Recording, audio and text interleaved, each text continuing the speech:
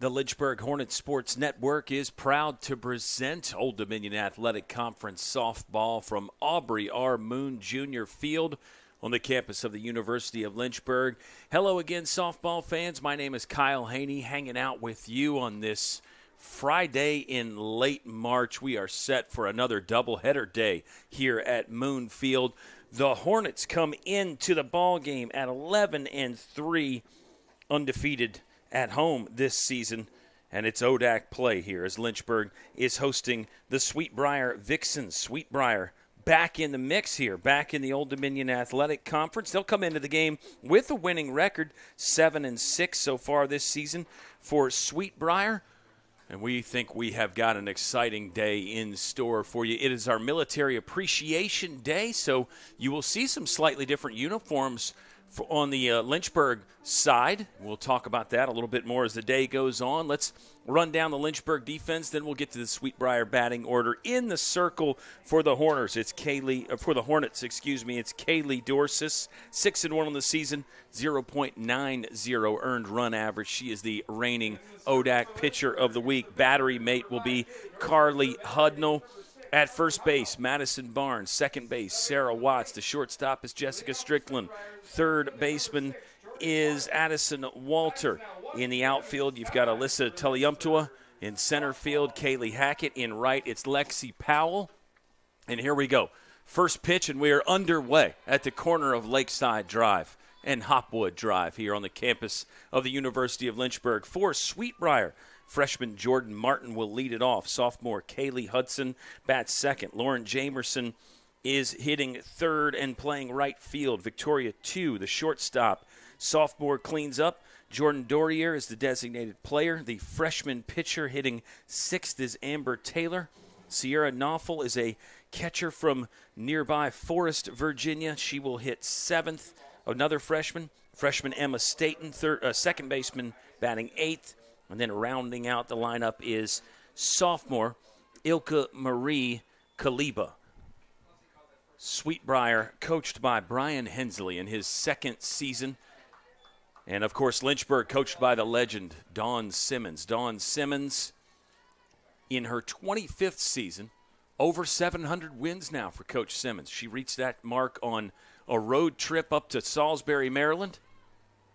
Hornets went 3-3 in the road trip under some strange circumstances, really. It's the only 3 losses of the season so far for Lynchburg. They are 11-3. But congratulations to Coach Dawn Simmons for getting over the 700-win mark. An exciting little mini celebration. You know Coach Simmons, though. She's the typical softball coach. She didn't want to get too into it because there's always another game to play. Strikeout there for a first out of the game. Batter Martin was able to take off, but Carly Hudnall throws down to first to complete the out. So Kaylee Dorsis looks like she's got it going already. Mentioned she is the reigning ODAC pitcher of the week due to her exploits up in that 6-game tournament up at Salisbury. Lynchburg won Game 1 against the host Seagulls. They were, at the time, the second-ranked team in the country. Lynchburg got a victory there. Game 2 ended in strange circumstances. Lynchburg was coming back and had the bases loaded in the top of the 7th. The game was first just postponed due to darkness and then eventually called due to darkness. And it ends up being actually the first loss of the season for Lynchburg as a pop-up, but will be the second out of the game. This brings up Lauren Jamerson. She's swinging it at Fans just lost all the paperwork, but Lauren Jamerson comes in hitting .262. She's played in all 13, started 12. Tapper that got by Dorsis, Sarah Watts will move towards the bag field and throw across for the third out of the inning. So it's a quick one, 3 up, 3 down, and Lynchburg comes to bat here in the bottom of the first inning. So glad you are watching it on the Lynchburg Hornets Sports Network.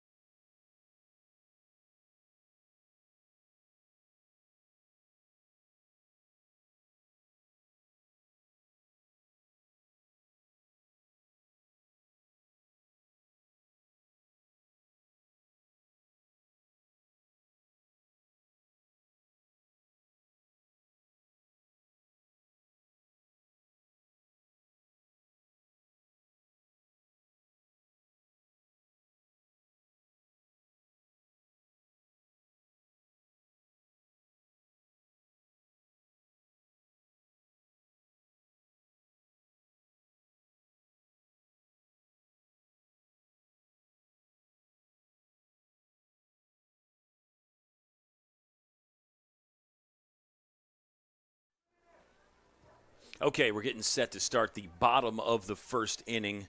Sweet Briar goes 3 up, 3 down. Quick work by Kaylee Dorsis. In the circle for Sweet Briar will be number 28, Amber Taylor. Amber Taylor's numbers on the year look pretty good. She's 4-2 in 6 starts, 2 complete games. She's made 10 appearances total. She does have a save on the season. The earned run average is 3.12. Struck out 49, walked 28. Batters hitting just 234 off Amber Taylor. Leadoff hitter for Lynchburg is the catcher, Carly Hudnall.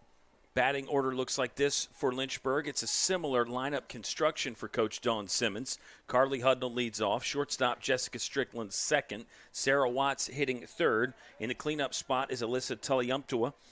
Madison Barnes, first baseman, batting fifth.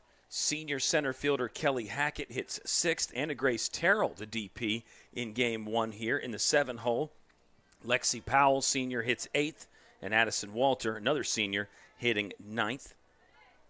Anna Grace Terrell has really been coming on strong in the last couple weeks of the season. It's an interesting deal here for Lynchburg because we're actually still shy of the halfway mark, but April is going to be very busy for all the college softball teams. Going to get a lot of games knocked out. Lynchburg, this is game 15. They are 11-3. So 15 of 40 regular season games for Lynchburg. So not quite halfway, but we're getting there. And in fact, be there rather quickly because Lynchburg will host another home doubleheader on Sunday, non-conference action against DePaul. That game is as scheduled. This is the game that was moved due to some inclement weather we think we're going to get in Central Virginia tomorrow. So the team's adjusted, got together a day early, and of course with the Sweet Briar Vixens being fairly local, just north of Lynchburg in Amherst County, really probably less than 20 minutes away, that's an easier change to make than if you have a team like DePaul that could be coming from Indiana like they will. Then you got to really work on your travel plans, and those can be a bit more difficult to adjust. But this was an easy adjustment here, and we're playing softball as Carly Hudnall has put together a really long at-bat, spraying balls away. And it'll be a 2-2 count. Nobody out. Jessica Strickland on deck. Can't wait to talk about her numbers as of late. Strickland has been on fire. The freshman is the reigning ODAC Player of the Week. And she'll be followed up by a player that has already collected an ODAC Player of the Week award. That's Sarah Watts. So this lineup for Lynchburg really starting to come together. Starting to score more runs against quality competition. It was good competition on the road in Salisbury. Talked about the loss under strange circumstances to the Seagulls, but there was also actually a pair of losses for Lynchburg to TCNJ on day 2 of that tournament.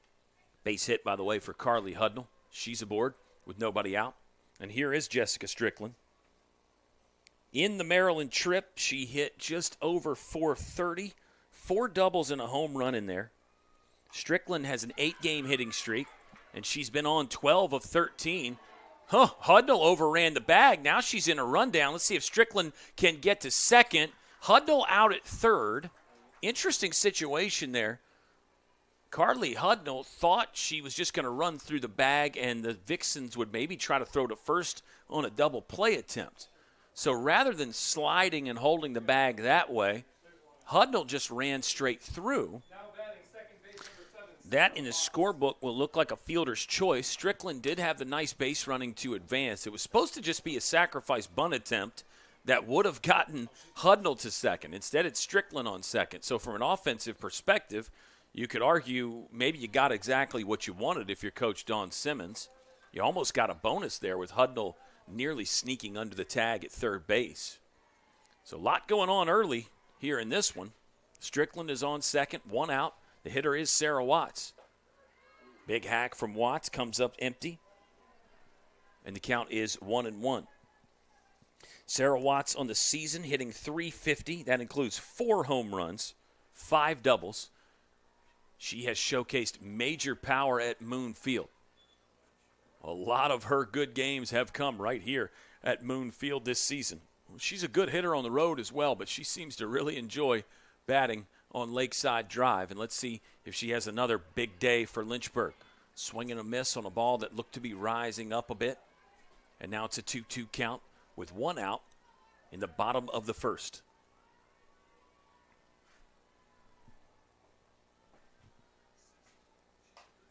Watts gets a piece of that. Line drive to the second baseman. Strickland is back in time. No double play there, but there are 2 outs in the inning now. And it will bring up sophomore Alyssa Tulliumtua. She is second on the team in average right now, Alyssa Tulliumtua, 378 on the season. She has started all 14, 1 homer, 2 doubles, slugging just over 500, on base at 489, Alyssa Tulliumtua. Used primarily in a defensive role last season, and she has showcased some great defense again this year, but now her offensive game is really rounded into form as well. Doing great things in the middle of this lineup for Lynchburg. Watches that one go low and away. Count is even at 1 ball and 1 strike. 2 outs in the bottom of the first inning. Madison Barnes, first baseman, is on deck for Lynchburg. Tulliumtua right on that, but fouls it into the screen in front of us here at the press box, the newly renovated press box at Moon Field.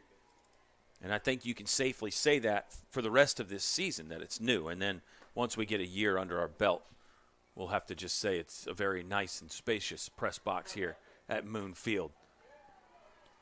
Tried to nibble the corner there.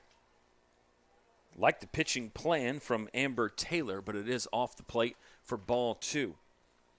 2-2 count with 2 outs. Strickland, good speed, about to take her running lead at second base. That one was up and in, so you're seeing Taylor work both sides of the plate. Good way to attack quality hitters. Away and then in, up and down, and use all the options you have available. Here comes the payoff pitch. It is ball 4 on a full count delivery. So the first walk of the game issued by either team. And it puts runners on first and second with Madison Barnes, sophomore first baseman, hitting. Madison Barnes, is hitting .294 on the season so far. That is in 12 starts. And she's a career .263 hitter, combining last year with this year. There's one that's up and in for ball number 1.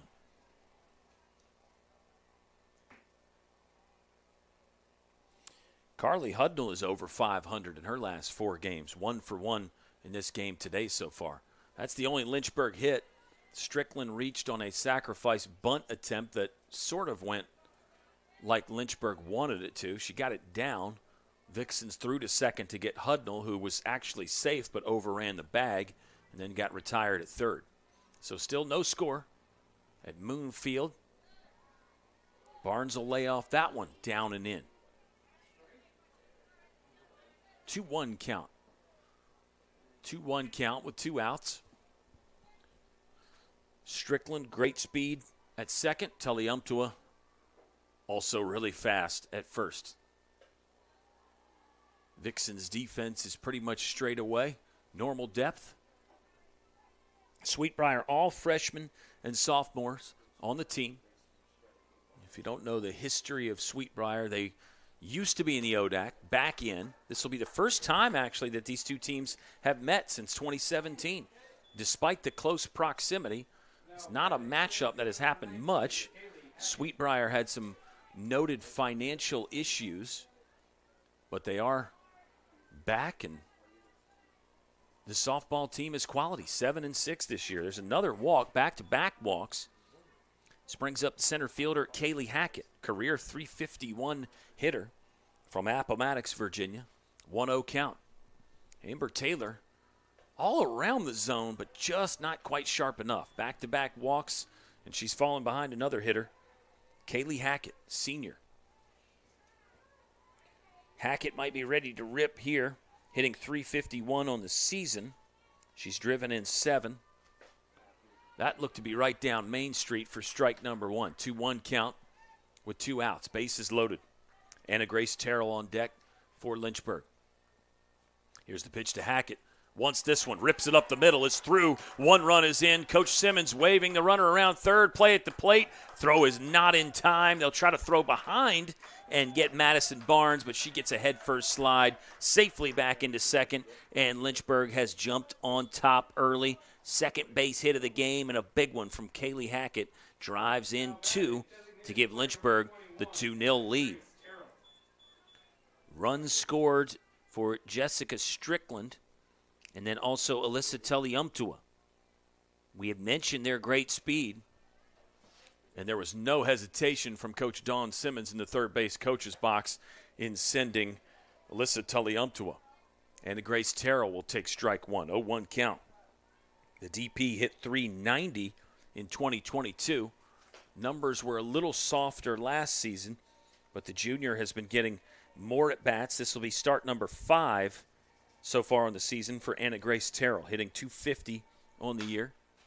3 for 12 currently. Takes that ball in the dirt. The count should move to 2-1 now. 2 outs with runners on first and second for Lynchburg. In the kind of yellowish black camo jerseys for Military Appreciation Day. Had a nice little ceremony pregame where Coach Dawn Simmons' father, a Vietnam veteran, threw out the first pitch. Got some veterans in attendance in front of us that stood up during our little recognition ceremony. There's another walk. Anna Grace Terrell was out of the box quickly. She knew the zone. And now you're going to get a mound visit from second-year Sweet Briar head coach Brian Hensley. 3 walks in the inning currently, and 2 singles surrendered for Amber Taylor. So this is what a Lynchburg lineup with loads of talent, young and old, top to bottom, can do to you. You got to be so sharp. Amber Taylor, it seems like she's been right around the zone. She hasn't had many wild misses. The ball's not going to the backstop, but just not quite good enough yet. And it's a team that, with their patient approach, they can force you to come across the plate. They're not going to swing a lot of bad pitches. So when that happens, then all of a sudden you do start throwing more strikes and you get hit more. This is a Lynchburg team that has walked 36 times this season, coming into the game anyway.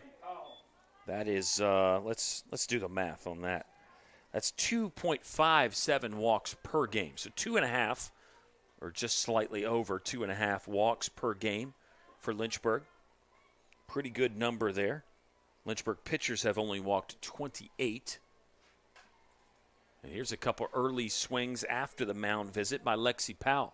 Looked like she tried to ambush that first one. Came up empty, fouls the second away, and quickly it's an 0-2 count. With 2 outs, the base is loaded. Lexi Powell will swing and miss at that, and the inning is over. Mound visit really paid off for Brian Hensley. A punch out to leave 3 stranded, but Lynchburg does get 2 across, and the Hornets lead 2-0 after 1 complete at Moon Field.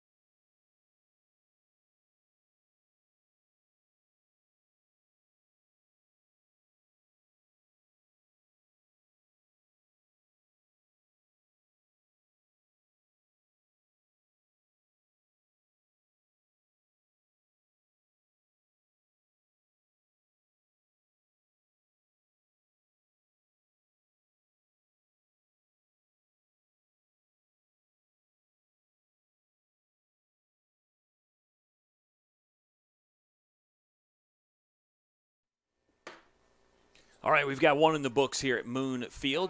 It was a good inning for Lynchburg. They lead 2-0. The 2 RBI single from Kaylee Hackett to drive in a couple.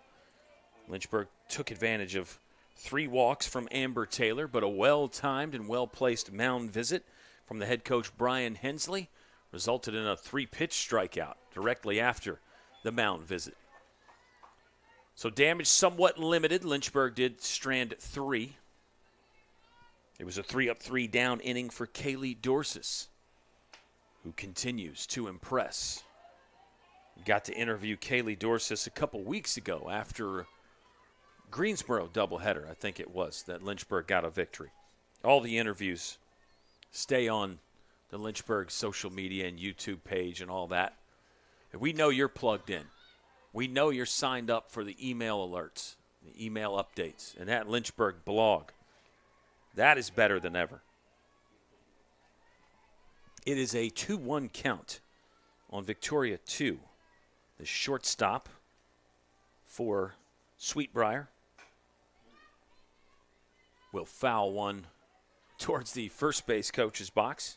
Victoria 2 hitting .324 on the season. This is a Briar ball club offensively.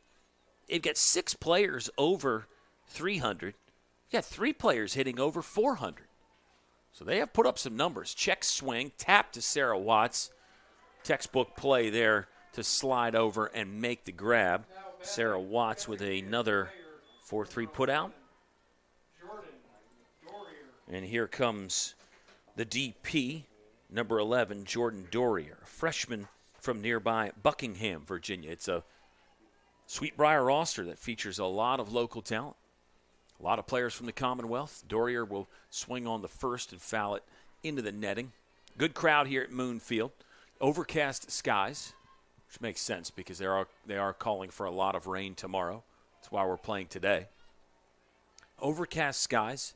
And it's turned cold again. Typical March in Central Virginia. We got fooled with some temps in the mid and upper 70s for a few weeks there. And now we're back to what feels like the upper 40s or low 50s outside today with a little bit of wind. Not too much wind on the field. I don't think it'll really affect the flight of the ball or anything. But we'll keep our eyes on it as the afternoon goes on. There's a pitch up and away. That will be strikeout number 2 for Kaylee Dorsis. There's 2 outs in the top of the second.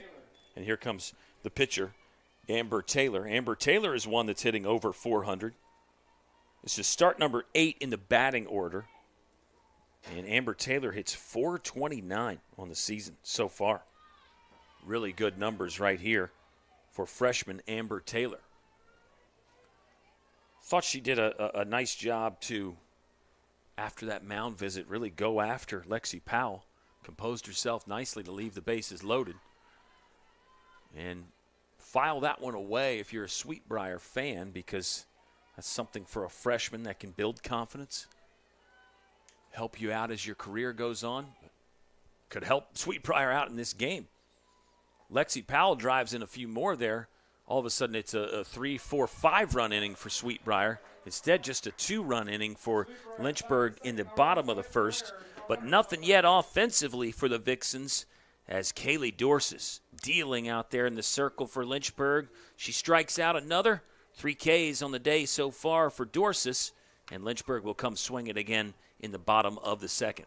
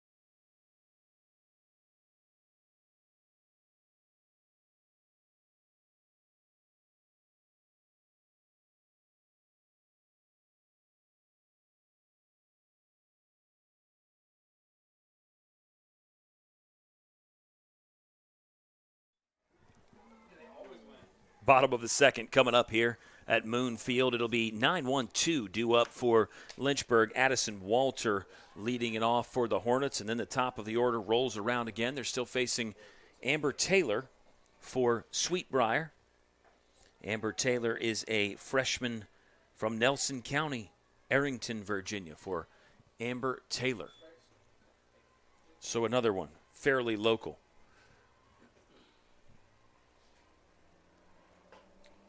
Addison Walter, career .258 hitter for Lynchburg. She has really been a fixture in that spot at third base this year.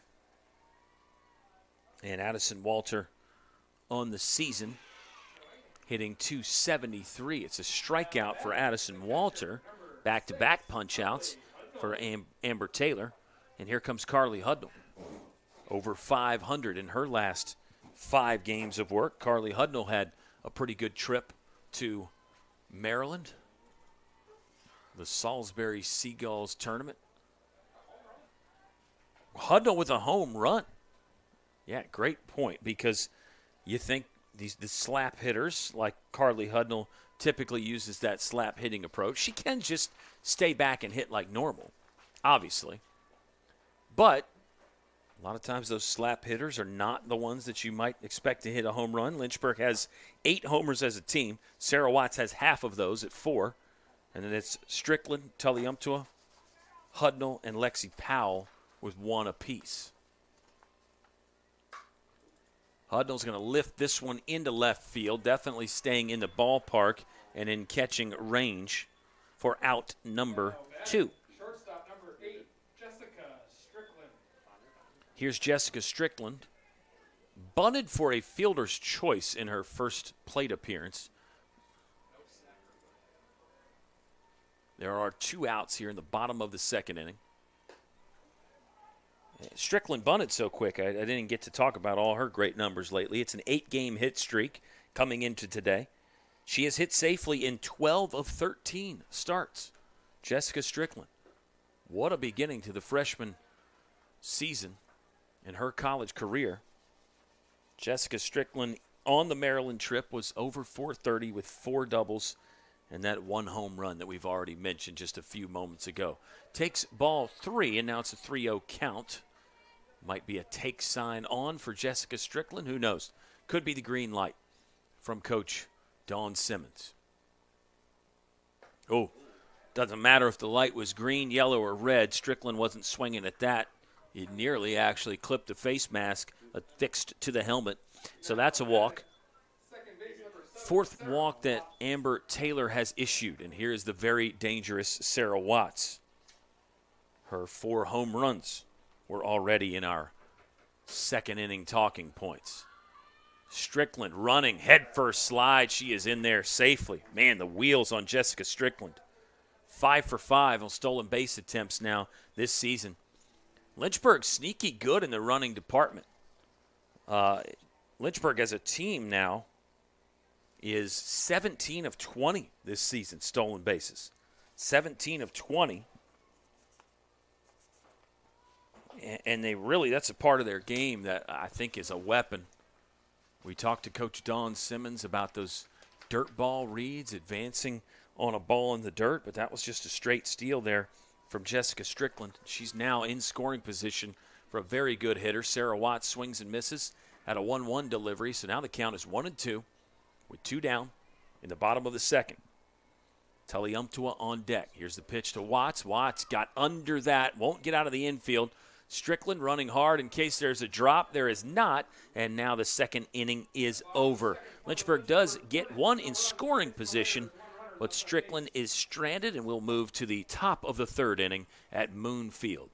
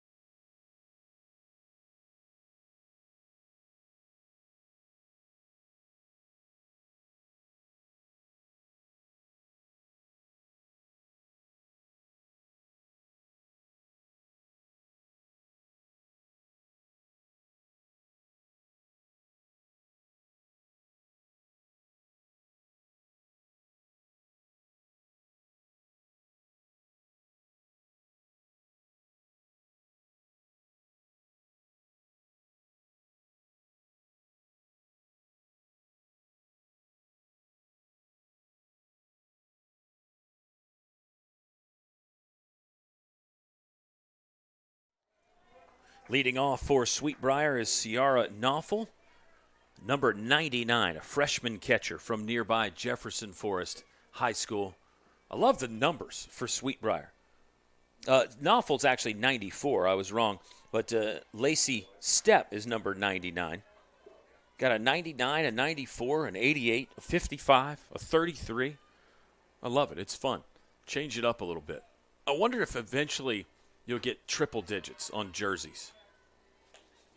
Some people will do that, in a non-formal setting, like an intramural play or a slow pitch softball type of scene. You'll see a big guy with a 747 number. There's a great pitch from Kaylee Dorsis. But, of course, occasionally you'll see the 0 and the 00, also both permitted by the NCAA. But no triple digits yet, I don't think, unless I'm mistaken. And in football even, you have those teams with the really big roster. Sometimes you'll have the same number being worn by multiple players. They cannot be on the field at the same time. But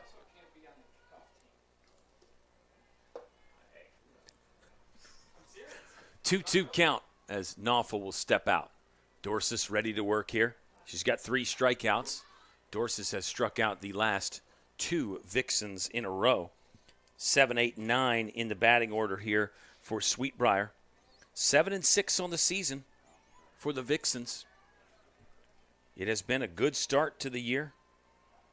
Great start to the season for Kaylee Dorsis. She was the ODAC Pitcher of the Week. And there is strikeout number 4. 3 in a row as Dorsis seems to be starting to cook early here. Say early, we're in the top of the 3rd inning already. Kaylee Dorsis made 5 appearances in the circle up in Maryland for Lynchburg. That was over 6 games. She was 3-1 with a save, and she threw 31 innings across those 5 appearances. And that included 4 complete game efforts, with the only loss, that game that went into the 10th inning, that Lynchburg lost to TCNJ. I mean, Dorsis has been on all season long, but that trip to Maryland there will be one to remember for Lynchburg fans and Kaylee Dorsis. This is start number 8 on the season. She's 6-1 with a save and a 0.90 earned run average. We actually, in a game earlier this year against Pacific Lutheran, saw Kaylee Dorsis start a game, come out, and then come back in, which even surprised a few of our softball fans. They weren't entirely sure you could do that, but yes, you can. Coach Dawn Simmons and her staff, they know all the rules. They don't know all the ins and outs and the tricks of the trade. 0-2 count for Dorsis. There's another strikeout. Yeah, Dorsis really is cooking now. 4 punch-outs in a row, 5 total in the game for Kaylee Dorsis. And here is the 9-hole hitter, Ilka Marie Kaliba. And she's one that is not from Virginia. She's from Indy, North Carolina. And here's a ball that will not be a strikeout, but a pop-up to the right side. First baseman Madison Barnes has no problem, and the top of the 3rd goes quickly. 3 up, 3 down. It's 9 in a row retired for Kaylee Dorsis. Lynchburg looks to add on to their 2-0 lead.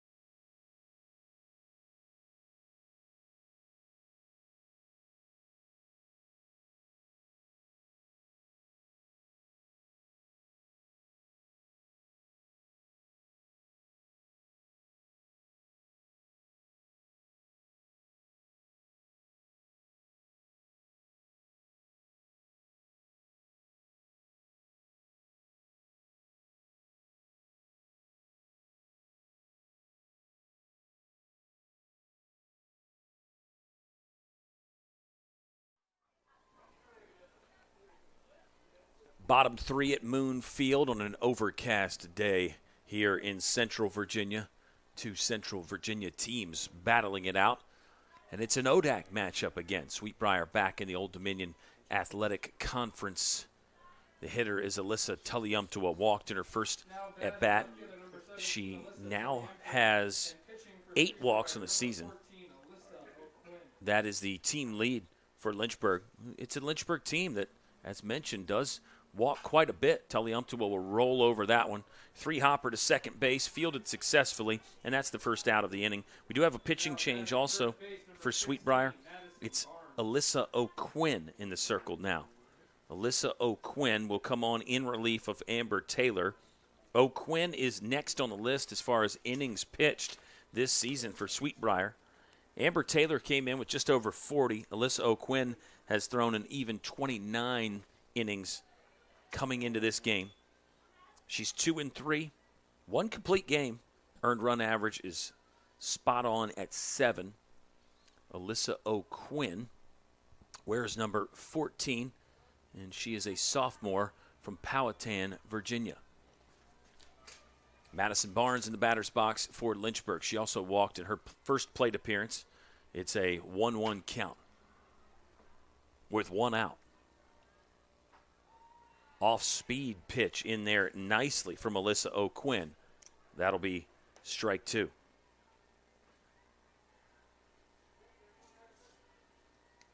Kaylee Hackett on deck. She had the 2 RBI single. Was the only 2 runs of the ball game thus far. Another ground ball to the right side. And it's another one handled by Emma Staten over there, the freshman second baseman for Sweet Briar. 2 down as Kaylee Hackett does step in. Kaylee Hackett has now on the season driven in 9. And her average creeping slightly higher than 351. Career average is right around there as well. She had 343 last year. Kaylee Hackett now in her senior season takes strike 1. 0-1 count with 2 outs in the bottom of the 3rd inning. Another fast-moving softball game here at Moon Field. We've seen 1 mound visit so far. None of those long breaks to talk about a call or a rules situation. Those can obviously come up. But so far, we have moved right along nicely. 0-2 count on Hackett. She barely gets a piece of that one. We'll try a 2-strike delivery again with 2 outs. Top of the order coming up for Sweet Briar in the top of the 4th inning. They have gone down in order thus far, they being the Vixens. Lynchburg actually does not have a hit since Kaylee Hackett got her base knock in the bottom of the 1st. So slightly stymied by the Sweet Briar pitching. Sweet Briar on the season has used 4 pitchers. Already mentioned Taylor and O'Quinn. Anna Smith has thrown 10 2/3 innings. And then Ruby Height with just 3 innings so far on the season. So just 4 for Sweet Briar. Lynchburg has used 5. Bree Carter has just 1 2/3 innings, so not much work there. So almost a similar situation, really, when you think about it like that. 2 base hits in the day for Kaylee Hackett. She pulls one through the hole for her 2nd single of the game. And it's hit number 3 total for Lynchburg. Here comes Anna Grace Terrell. Also walked in her first plate appearance. That was in the bottom of the 1st inning. Anna Grace Terrell is back up, swinging it at 250 on the season. Her 7th walk of the year, by the way, there. She had 6 coming into the game, so she walks at a pretty high percentage. 2nd on the team, even though this is only start number 5 for Anna Grace Terrell. She has made some pinch hit appearances. We have seen a few of those at Moon Field. Hackett running, feet first slide, definitely in time. And the running game continues to be solid for Lynchburg. They've got another one at second base via the stolen base. 2-0 count for Anna Grace Terrell.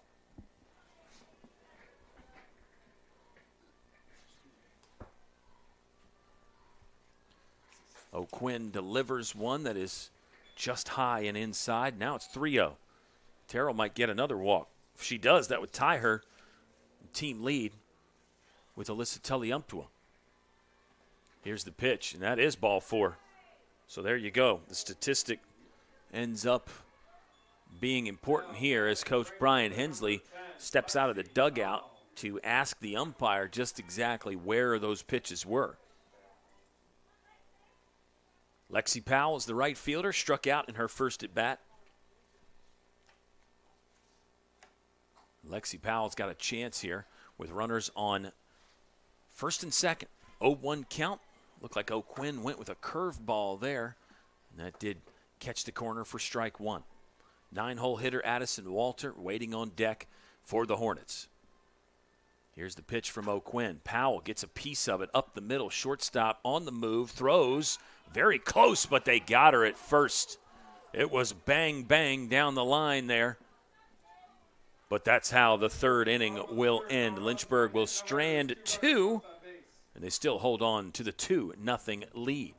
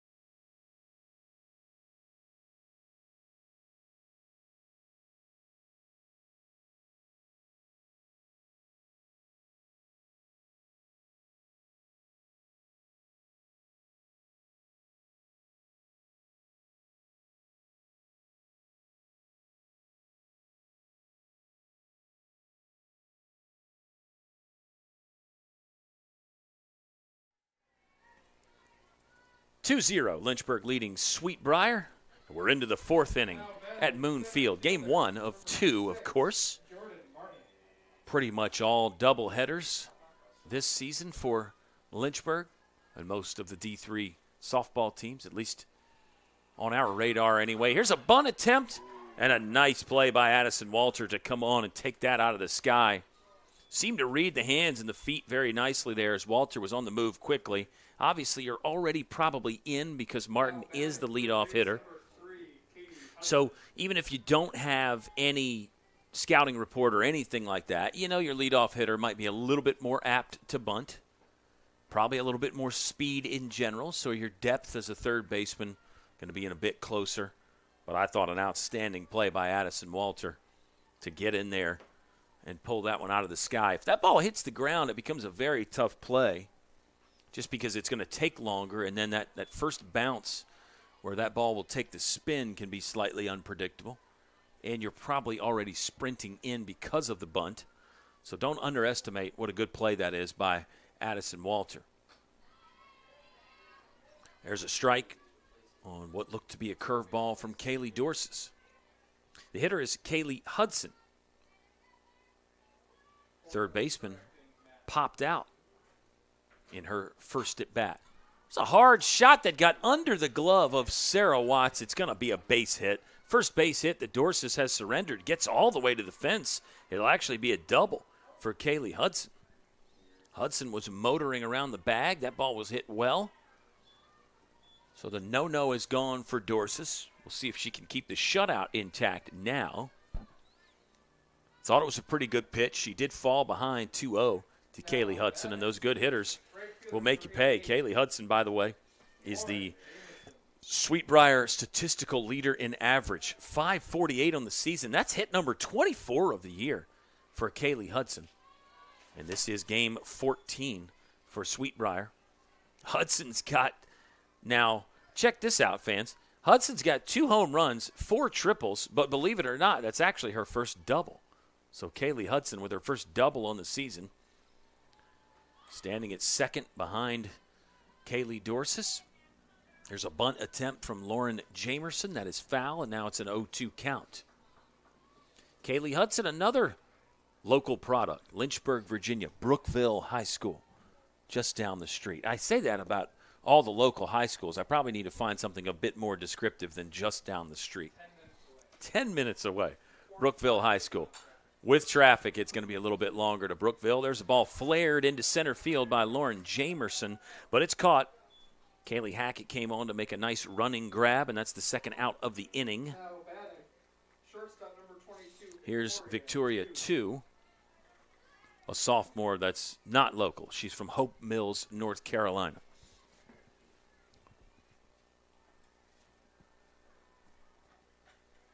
Two grounded out to second base in her first at bat.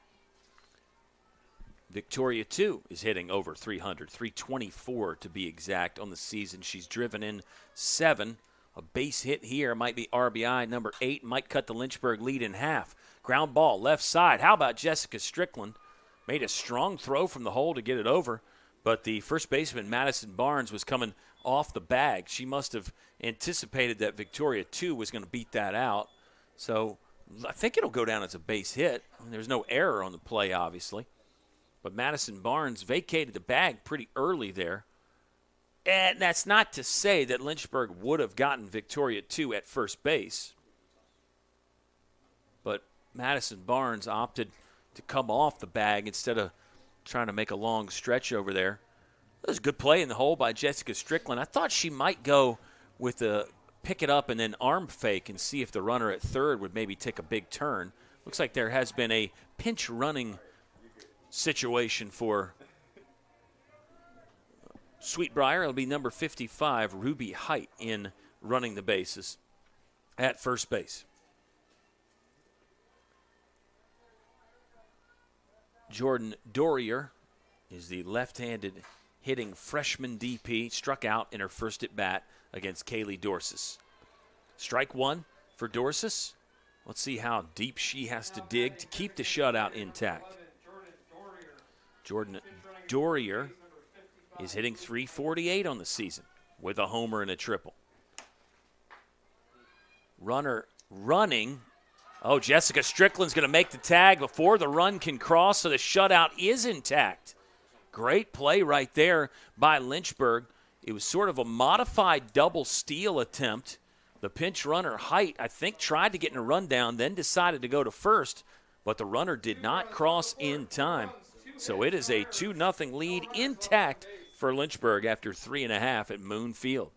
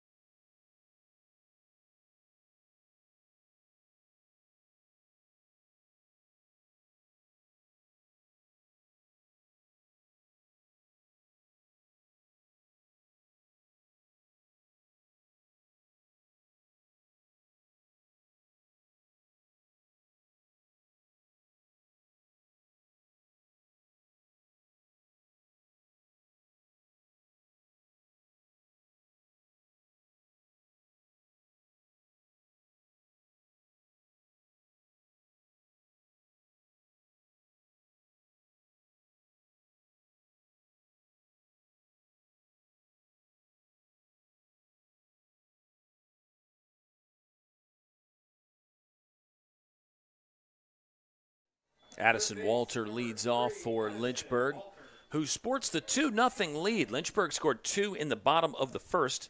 Nothing since. In fact, the only base hits have been Carly Hudnall with 1 in her first at bat to lead off the game, and Kaylee Hackett has 2 singles for Lynchburg. No extra base hits thus far for the Hornets. They have surrendered 2 hits themselves. Dorsis made it through the lineup clean 1 time. And then in that top of the 4th inning, Sweet Briar did threaten, but unable to get a run across. A couple nice defensive plays by the Hornets as usual. Lynchburg really gloves it. It's one that I think probably we maybe don't talk about quite enough. But Lynchburg defensively very sound all the way around the diamond. Addison Walter struck out in her first at bat.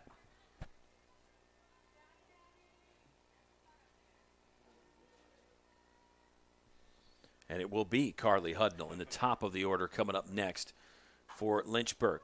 Line drive back to the middle, but fielded successfully by O'Quinn. And that's out number one. Catcher number 6, Carly Hudnall. Good hard shot there, but Alyssa O'Quinn was up to the challenge. Defense as a pitcher is so difficult. You're so close, and those balls get hit with such velocity. Sometimes it's just a self-defense play. Other times you can actually, quote-unquote, make a play and use your skill in some of those things. Strike one to Carly Hudnall. 1 for 2, single, and flew out to left. See if Hudnall can get one on the ground here. She does. Left side out of the box quickly, and she will beat it out. Infield single for Carly Hudnall, and now she has 2 hits. Lynchburg with 4, spread amongst just the 2 players, Hudnall and Hackett. And here comes the dangerous Jessica Strickland. Freshman's got an 8-game hitting streak on the line. Strickland on the season, team leader at .472. She has 17 hits already this season. That is also team lead. Hudnall, I think, was running on the pitch, so it'll probably still go down as a stolen base. Ooh, Sweetbriar took a crack at Hudnall when she took the big turn at second, but she's back in time. Slight overthrow, center fielder there to back that up, and now we pause for another mound visit from Sweetbriar head coach Brian Hensley. Jessica Strickland has walked 4 times and struck out 5. She's a perfect 5 for 5 in the stolen base department. 7 doubles on the season already for Jessica Strickland. 1 home run. And she has made some errors in the field, but that's what you would expect from your shortstop. I always say if your shortstop isn't leading your team in errors, then that means you've got a weakness in another area. Maybe you could make the case that your third baseman would have some errors as well. I mean, they're going to have some errors, but could potentially lead your team in errors. But, yeah, that's a tough spot to play at shortstop. And Jessica Strickland, just a freshman. So the fact that she is basically taken over as the starting freshman, or the starting shortstop her freshman year, says so much. Strickland trying to put a bunt down.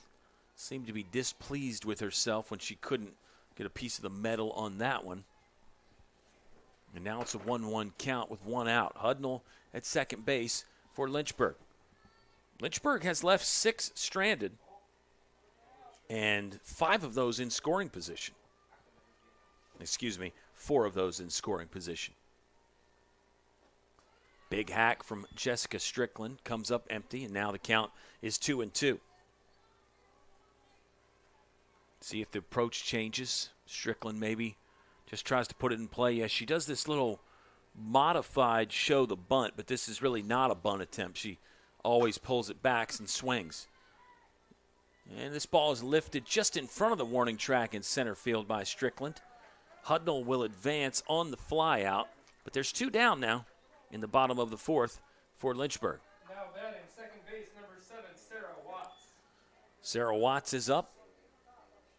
She's popped out in the infield twice, 1 to second, 1 to short. Watts is 0 for 2. .352 career hitter, has 7 dingers in her career, including 4 this season. Only player on the Lynchburg team with multiple homers so far. Runner on third is Carly Hudnall. The pitcher is Alyssa O'Quinn. Came on in relief of Amber Taylor. And she's done a fine job so far. But that can change with one swing of the bat, especially with a talent like Sarah Watts. 0-2 count on Sarah Watts. 2 strikes. Sweetbriar is going to send 5, 6, 7 up. Swing and a miss from Sarah Watts. Inning over. Lynchburg has left another one stranded. Vixens are playing with fire. They're still in the ball game here, but Lynchburg leading 2-0 after 4 complete.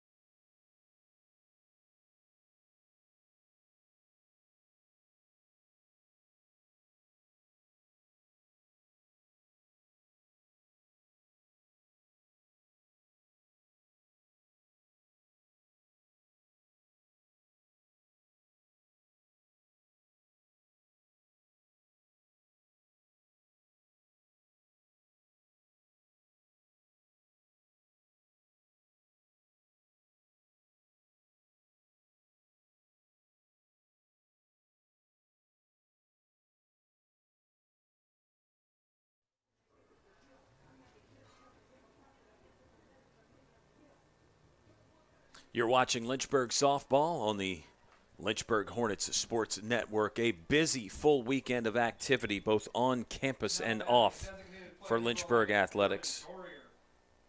Our LHSN team is up to the challenge as always. My guy John Faust on the producing and directing here for game one. We've got Kyle Ayers outside braving the elements. It's not that cold out there. It's just colder than I want it to be. I'm ready for some warm weather. And Ricky and Tim are handling the public address and scoreboard for us here. All kinds of stuff going on campus. Mentioned Lynchburg softball back in action. That might be the one that would interest you fans watching this. Lynchburg softball back in action at home Sunday, hosting DePaul for a doubleheader. 1 p.m. start time? Just looking for confirmation from Tim LaDuca. 1 p.m. start time for the doubleheader. Pop up. Oh, it popped out of Carly Hudnall's glove. Always a very tough play for a catcher. Sometimes you'll see the catcher take the mask off. Hudnall left it on, and I don't even know why I bring that up because I would not say that that's why she missed it by any means. But those pop-ups are tough. You just rep that over and over again. A lot of coaches will use the machine. You turn the machine straight up and shoot it out that way to catch him. The hitter is Jordan Dorrier. She actually was hitting in the top of the fourth, if you remember, when the final out was recorded on the bases. But back to those pop-ups, I mean, it's one that as a catcher you can almost never work on enough. Maybe you can extend that thought to all your infielders. It's one that you sort of take for granted, I think, as a fan, but they can be very difficult. Nice slide there from Hudnall to keep that one in front. No swing from Dorrier, and the count is 1-2. Looks like Kaylee Dorsis wants a new softball. And the umpire will oblige with a perfect on-target throw. Did anybody see that? I mean, Dorsis's mitt never moved. That was incredible from our umpire.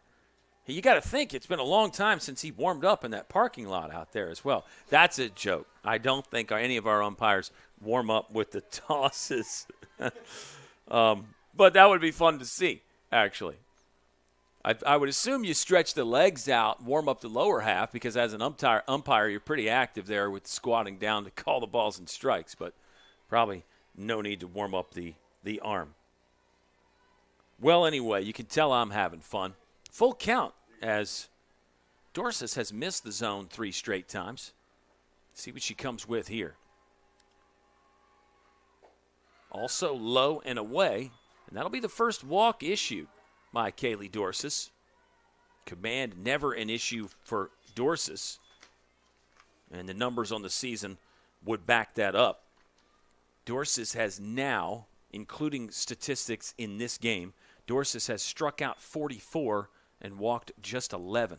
That does factor in that most recent walk right there, but that is an elite K to walk ratio.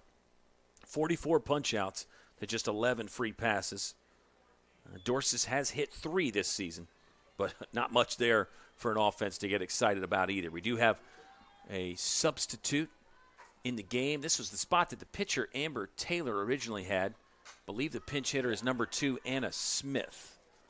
Sounded like number 2, Anna Smith, a sophomore from Rocky Mount, Virginia, Franklin County High School. Swings on the first and fouls it away. 2-0, the Lynchburg lead. We're in the top of the 5th inning in game 1. Runner on first is Jessica Dorrier. Pinch hitting for Sweet Briar, number 2, Anna Smith. Dorsis still impressing me in the circle. Sweet Briar with a couple hits in the last inning. I'm sure they won't thrill Kaylee Dorsis, but she is an elite competitor. She knows how to pitch around quote-unquote trouble. Knows how to use her stuff, using her excellent defense.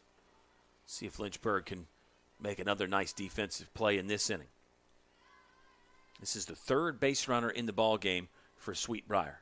Oh, nice pitch to nibble the edge there. That was close, but it is ball 1.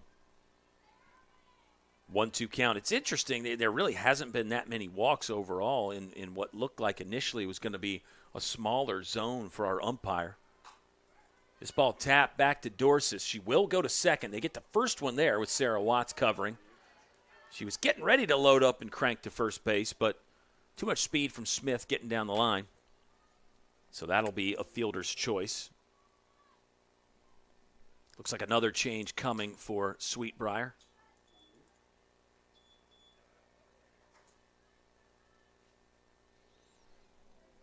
And it will be a pinch hitter, number 99, Lacey Stepp. Lacey Stepp is another freshman. Randolph Henry High School. Number 99, Lacey Stepp. Facing the ultra-talented Kaylee Dorsis. 1 out in a 2-0 ball game.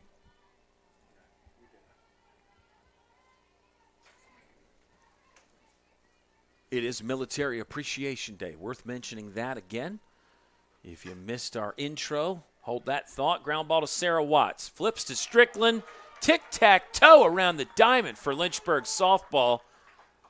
Double play on a double-dip day. Lynchburg out of the inning with 2 for the price of 1. And the Hornets look to add on to their 2-0 lead. Briar on the top of the 5th.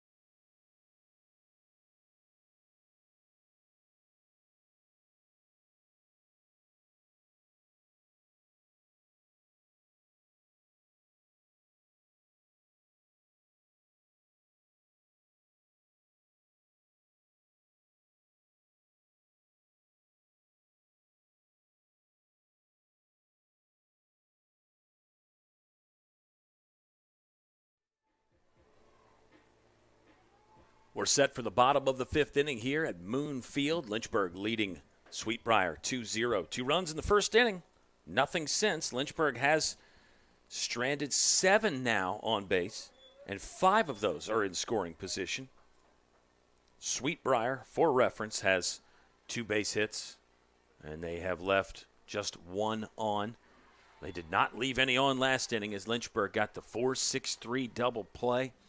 Watts to Strickland, to Barnes, just like you draw it up. Executed perfectly. More good Hornet defense that I just love talking about. We do have a pitching change for Briar. It is number 7, Melanie Reese.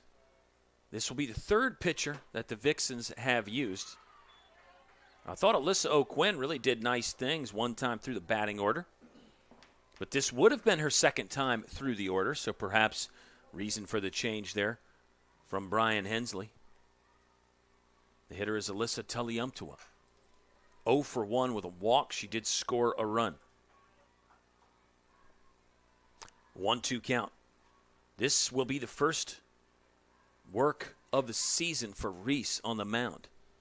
She has appeared in 8 games as a hitter, but first time taking the ball in the circle for the Vixens. How about a tough spot against a local rival and a team that's playing great softball, now ranked nationally, the Lynchburg Hornets. 23rd in the country. What an honor. 11-3 so far for Lynchburg. Still work to be done, not a finished product. Coach Simmons and her coaching staff has definitely been saying that. Don't read in too much to the rankings. But I still think something to feel good about if you're Lynchburg. First base, number 16, Madison Barnes. Fly out to left for Tuliumtua, and now it's Madison Barnes who's 0 for 1 with a walk. So no pitching stats for Melanie Reese, but we can tell you that the sophomore is from Partlow, Virginia, Spotsylvania High School. This is Madison Barnes, Sophomore is a career .268 hitter. Good numbers this season for Madison Barnes. .294, 5 doubles in there. She's driven in 7. An equal number of walks and strikeouts at 4 apiece. Barnes will lift this one to the right side. Let's see if it stays in catching range for the first baseman. It will not. It's just a strike. So Melanie Reese now becomes the 5th pitcher that Sweet Briar has used on the season. Like the play in there from Brian Hensley. He let Alyssa O'Quinn get 1 time through the batting order. And O'Quinn may be in line to start game 2. She has 4 starts on the season. Amber Taylor, who we've already seen, has 7 starts. Anna Smith, 2. Ruby Height, 1. So you could make the case all the options could be in play, including even Amber Taylor. Ball to the right side there that the second baseman did a nice job to really scramble and sort of improvise on. Emma Staten got the ball past the diving first baseman. She tried to get over there herself, but it will be a single for Madison Barnes. Call it an infield single for Barney. And now here's Kaylee Hackett, who is 2 for 2 with 2 singles. She has driven in the only 2 runs of this ball game so far. If the game ended at this score line, you'd have to call Kaylee Hackett the hero. Barring something defensively, I mean, Kaylee Dorsis is pitching a 2-hit shutout right now, so we could call her the hero as well. But offensively, Kaylee Hackett has really shined so far in this ball game. This one lifted foul. Count is even at 1 ball and 1 strike. Kaylee Hackett, 351 on the season and climbing with a 2 for 2 day so far. Maybe we'll get some March Madness going on here on Moon Field. It's a basketball lover's dream this week and this weekend. But we've got a softball paradise. The senior Kaylee Hackett from Appomattox, Virginia. 3rd team All-ODAC selection last year, hit .343 on the season. Hackett drills this one into the left center gap. 1 bounce off the wall. That's down for a double. Coach Simmons waving the runner, and it will be a run scored as Madison Barnes hustles all the way around from first base to score on Kaylee Hackett's double. Have a day, Hackett. 3 for 3 now with a double, and she's got all 3 runs driven in. 5 hits in the game for Lynchburg, 3 of them off the bat of Kaylee Hackett. Carly Hudnall has the other 2. About Anna Grace Terrell, all she's done is just not making out. 2 walks so far. It's the 0 for 0 day right now for Anna Grace Terrell, and she'll take ball 1. Anna Grace Terrell is tied for the team lead with walks now, despite this just being start number 5. Terrell will show the bunt and take another ball. It's 2-0 start to the junior Anna Grace Terrell. Lexi Powell waiting on deck for Lynchburg, who now leads 3-0 after another base hit from Kaylee Hackett.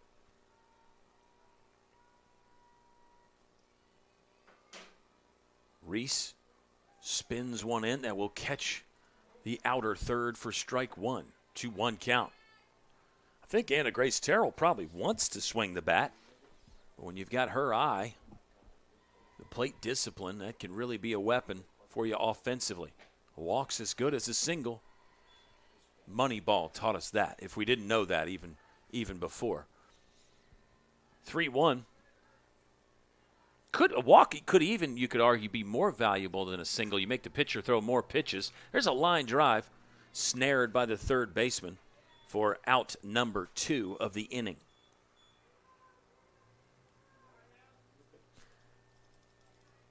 Thought it might be Lexi Powell, but it looks like we're going to have a change here.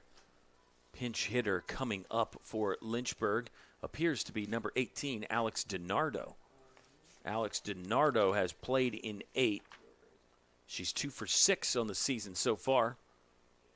Gives her a .333 batting average. DiNardo will face Melanie Reese, Melanie Reese pitching for Sweet Briar. Number 18, Alex DiNardo. So here comes Alex DiNardo with the runner on second. That's Kaylee Hackett. Hackett's driven in 3. See if DiNardo can drive her in.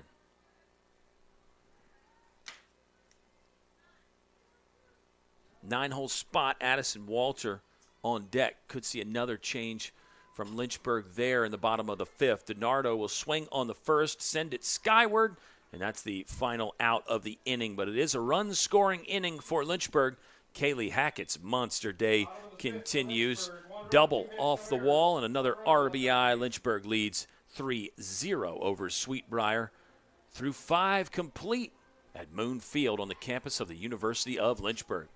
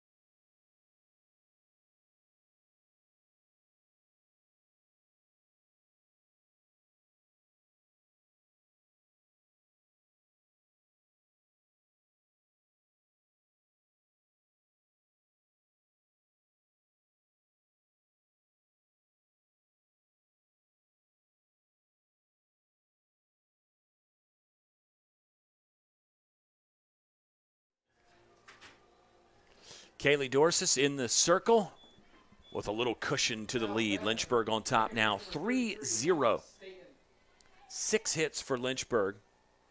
Kaylee Hackett has half of them. A 3-hit day so far, anyway, for Kaylee Hackett. Foul ball from Emma Staten.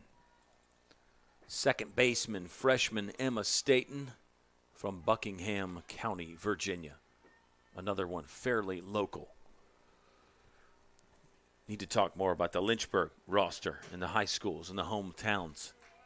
There's some good ones. And then there's some great ones, too, for Lynchburg. Dawn Simmons, fairly local from Gretna, Virginia. An outstanding multi-sport athlete in her day, Dawn Simmons. She is in the Lynchburg Athletics Hall of Fame. There's a line drive, but lined up perfectly for the shortstop, Jessica Strickland. Pretty easy grab there in the end for Strickland, and that's the first out of the inning. Tough there for Staten. She hit it on the nose, but just right at Strickland. And here's the 9-hole hitter, Ilka Marie Kaliba. Back to the leadoff here after Kaliba with Jordan Martin. Kaliba's 0 for 1. She popped out to the first baseman in her first at bat. Lynchburg comes into the contest at 11-3, still unbeaten at home at 8-0. Some close games. Walk-off win against Pacific Lutheran. Close games against Greensboro. Well, one of the Greensboro games was close.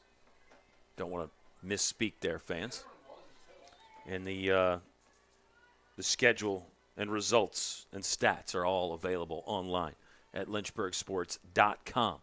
What a great place. Swing and a miss. Strikeout for Dorsis. Punch out number 6, but interestingly enough, it's her first strikeout since the 3rd inning. Give Sweet Briar some credit there, putting more balls in play.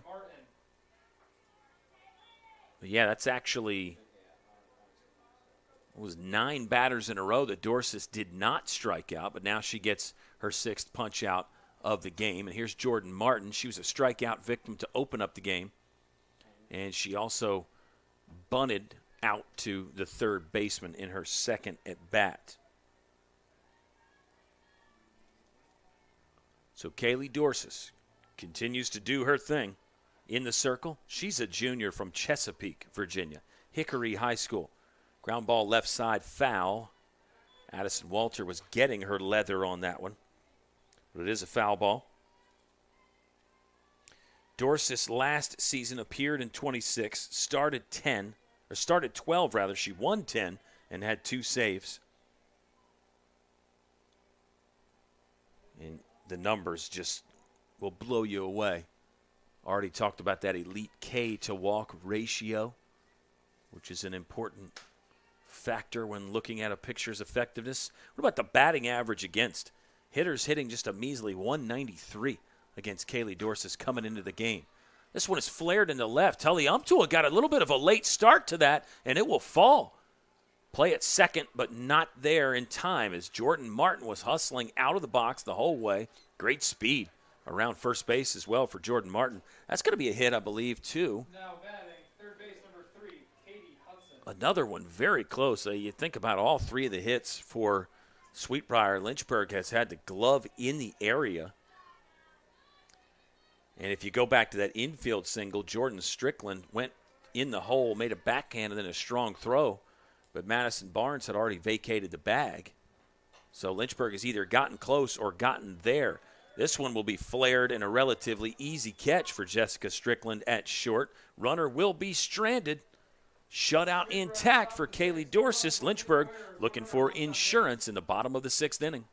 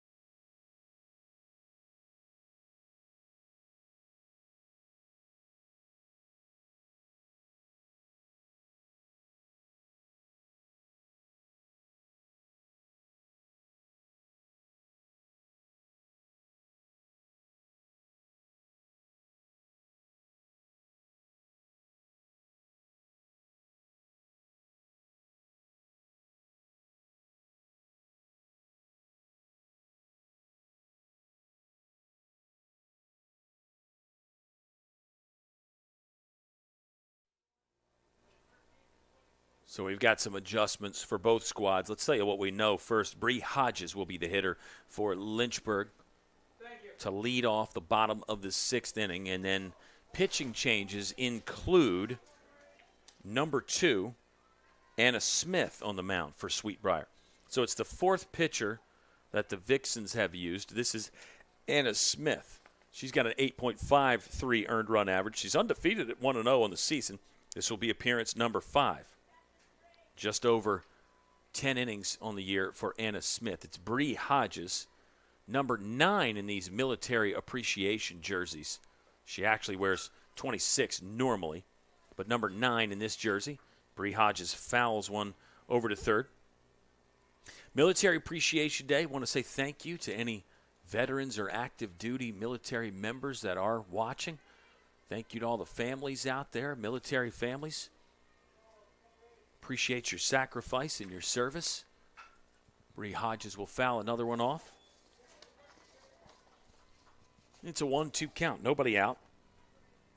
Lynchburg should be back to the top of the order after Hodges here in the bottom of the 6th inning. Hornets have left 8 on base, 6 in scoring position for Lynchburg. Always an interesting number because, again, I think the teams that score more runs tend to leave more on base. There's definitely something to be said for punching the clock and making the most of your opportunities with runners on base. But I think some of it is just sort of random as far as when your hits come and when the other team might make a great play, those sorts of things. So really hard to read a whole lot into the left on base numbers. Foul ball again from Bree Hodges, who's put together a long at bat already in appearance number 10 this season. She's got 5 hits. The batting average is .333. Lynchburg has 6 hits as a team in the game. 3 of them are from Kaylee Hackett. Hodges will foul another one away. Madison Barnes has 1 hit. Carly Hudnall 2 for the Hornets. And Kaylee Hackett with 3. Hackett has driven in all 3 runs. Strickland, Tulliumptua, and Barnes have scored the runs for Lynchburg. That's a good pitch from Anna Smith. Must have been below the zone. And it's ball number 3. Full count. In what really has been a long at bat. Here comes Smith. Hodges got into that one. But a nice play moving back by the second baseman, Emma Staten, for out number 1. Now batting the catcher, number 6, Carly Hudnall. It is the top of the order. And the catcher, junior, number 6, Carly Hudnall. Huddy is 2 for 3 with 2 singles. Flew out to left in the at bat that she did not reach.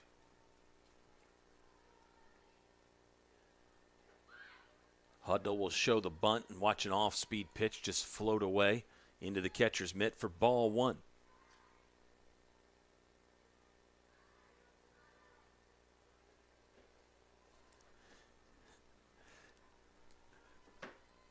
Hudnall, she'll slap one into the left center gap for hit number 3.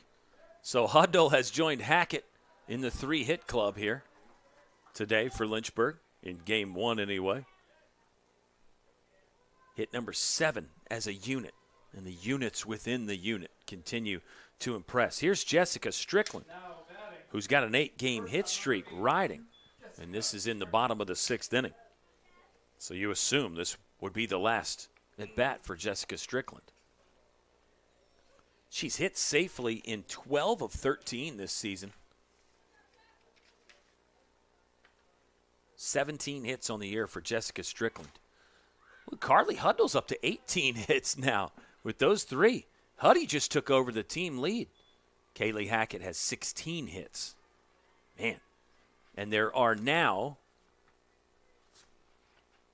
well, let me hold that thought. I don't want to screw up that stat here, especially while we've got great action. Base hit bunt attempt from Strickland. She's there. Hit streak is still alive at 9 in a row for Jessica Strickland. Elite speed from Strickland. That was impressive. The bunt was, I would say, probably B+, A- placement. It could have been a little bit better, but with her speed, doesn't have to be the A+ right there. Strickland was moving down the line, and now it's 2 on again for Lynchburg, who's going to make a change. It would be Sarah Watts in this spot, but instead it'll be Georgia Thompson. Georgia Thompson pinch hitting in a 3-0 ball game in the bottom of the 6th with 2 on. Back-to-back singles for Lynchburg, and they'll send Georgia Thompson to the plate. Georgia Thompson we've seen play a bit at shortstop, but as of late, that spot has really belonged to the woman at first base right now, Jessica Strickland. But here's a chance for Georgia Thompson to jumpstart her season. This will be appearance number 7 for the sophomore. She's driven in 3 this year. And a chance to maybe drive in a few more here. Thompson will spray this one to the right side. Also foul. Back-to-back foul balls get to an 0-2 count pretty quickly. Facing Anna Smith, the 4th pitcher that Sweet Briar has used. Smith gets one in the dirt.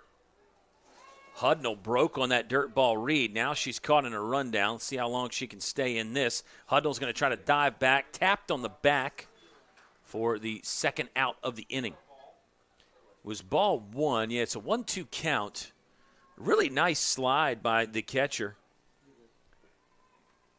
who is Sierra Knopfel. She had to move in the other batter's box, or in the batter's box occupied by Georgia Thompson, I guess, to block that ball. Hudnall was trying to advance on one of those dirt ball reads. There's a ground ball by Georgia Thompson, and the inning's going to come to a close. So Lynchburg did threaten, but the lead holds at 3-0. Let's see if Kaylee Dorsis can get another shutout and close the deal here in the 7th inning. Lynchburg on top, 3-0 over Sweet Briar.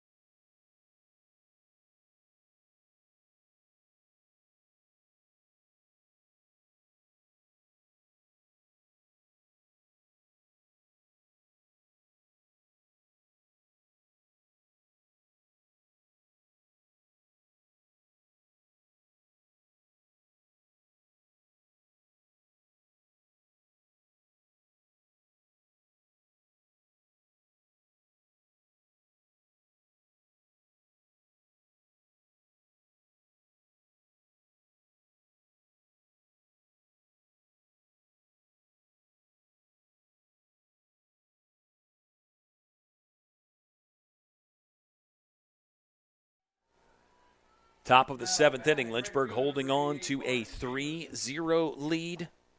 Hornets got a couple on. Couldn't get them in, though, in a 2-hit inning in the bottom of the 6th. A nice play by Sarah Watts to come on there and make a running grab. So just like that, we've got out number 1 in the 7th pretty quickly. Sweet Briar is down to their final 2. Sophomore, this looks like a change, actually. This is number 13, Emily Roberts, freshman from Walkertown, North Carolina, will pinch hit. Kaylee Dorsis has surrendered 3 hits. She struck out 6 and walked just 1. Dorsis has 1 complete game shutout this season. She will be looking for career shutout number 4, and this would be complete game number 16 for Kaylee Dorsis. Wow, she started now 30, so regardless of whether she gets the complete game here or not, half of her starts end up she takes it to distance. Very impressive. Ooh, sprayed down the line. Fair ball. Fair ball. And a nice play in right field by Lexi Powell to get to it quickly, but the speed too much from Emily Roberts. So Emily Roberts off the bench, slashing a double. So it is the 4th hit that Dorsis has surrendered. Thought Lexi Powell was going to get to that quick enough to maybe have a play at second. Just a slight bobble from Powell as she was sliding into that one. She gave it a feet-first slide on the run over there to the right field line.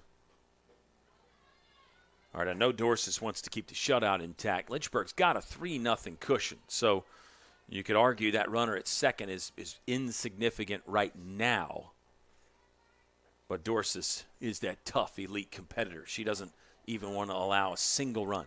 Addison Walter will navigate her way into foul ground to make the second out of the inning. Now batting, the pitcher, number 2, Anna Smith. And here comes the pitcher, number 2, Anna Smith, hitting.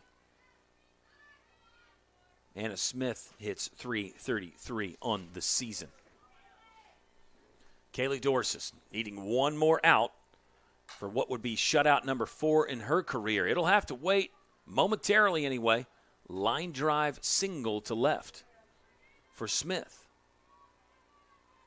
So 2 hits surrendered in the inning. Dorsis actually gave up 2 hits in the 4th inning, but did not leak any runs. And that's hit number 5 for Sweet Briar, who has shown some signs. I mean, this is an improved Vixens team. They're 7-6, at least for the moment anyway, down to their final out in Game 1 here at Moon Field. Knopfel lifts one to right. Powell under it at the line. The catch is made, and it is a complete game shutout for Kaylee Dorsis, number 4 of her career. She gets win number 7 on the season. Lynchburg gets great stuff from Kaylee Hackett. She was 3 for 3, drove in all 3 runs, and Lynchburg wins it 3-0. They improve to 12-3 on the season, 9-0, undefeated at home for Lynchburg. Currently, they're now 1-0 in ODAC play. Sweet Briar will have to try to regroup. They fall to 7-7 on the season. We'll take our 30 or 45-minute break, and then we are back for Game 2. And we'll try to recap this one as well. So much fun here, and Lynchburg gets their 12th win of the season. Thank you so much for watching on the Lynchburg Hornets Sports Network.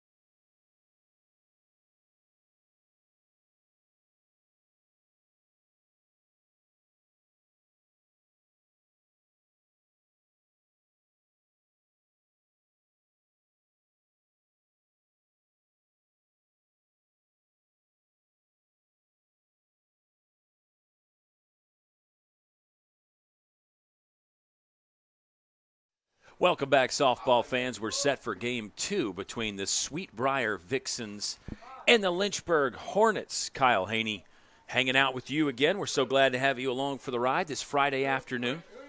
It is doubleheader game number 2. Lynchburg wins game number 1. Another complete game shutout for Kaylee Dorsis. Her outstanding season and outstanding career continues. Lynchburg got 3 RBI from Kaylee Hackett, 3 for 3, a double, and she drove in all 3 for Lynchburg. Really impressive. 3 hits from Carly Hudnall, by the way, who now I believe takes over the team lead in hits with 18, actually tied for the team lead with Jessica Strickland at 18. Slap here from Jessica Martin leading off, and just like that, we're underway again on Lakeside Drive in Lynchburg. Our LHSN crew has been revamped. We haven't gone to the bench because this team that we have now, they're starters in their own right, but we have some new members to the team. But let's try to get everything squared away organizationally with the paperwork and all the lineups. You get them kind of late for these doubleheader games, so sometimes you just got to fly by the seat of your pants, which is always probably a fun thing to do anyway. This is Kaylee Hudson, sophomore leading off. Jordan Martin actually led off, rather, for Sweet Briar. The first 3 in the lineup, anyway, are the exact same for the Vixens. This is Kaylee Hudson, who has now just flown out to left. So 2 pretty quick outs for the Lynchburg starting pitcher, Emily Charlton. We expected Charlton to get the ball here in Game 2. We'll run down her stats and numbers in just a bit when we get everything organized. This is right fielder number 88, Lauren Jamerson. Lauren Jamerson hit third in Game number 1. Jamerson was hitless. Hudson was hitless. Jordan Martin had a single. So the top 3 in the order were combined 1 for 9 against Kaylee Dorsis in Game 1. This is Emily Charlton. Battery mate is Lexi Powell. Lexi Powell will chase after a foul ball that actually hit the roof of the newly remodeled press box here at Moon Field. Actually, to say it's newly remodeled is not accurate. It's a brand new press box. The field itself has gone through a remodel, but it's actually a brand new press box. As Jamerson sends one into right on the move, but making the grab for out number 3. So we're underway. Let's just try to keep it right here, and we can talk about the batting order and everything for Lynchburg. But the starter is Emily Charlton. She has just worked a 3-up, 3-down inning. Lexi Powell, the battery mate. Here comes the order for Lynchburg. Jessica Strickland will lead off. She now currently holding on to a 9-game hitting streak after getting a bunt single in her final at-bat of Game 1. Jessica Strickland, freshman, will lead off. Alyssa Tully-Umtua bats second, playing right field. There's Tully-Umtua in right there, making that grab. Kaylee Hackett, 3 for 3 in Game 1, will bat third in Game 2. Madison Barnes playing first base, hitting cleanup. It'll be Haley Martin, sophomore, in left field for Lynchburg, hitting 5th. Then wait a minute. We have Georgia Thompson playing second base, hitting 6th. Sorry, fans. Georgia Thompson hits 6th. And now I'm going to go back. I'm going to go back and grab the batting order, the official one. Tim LaDuca, our outstanding director of athletic communication, says he has ruined it.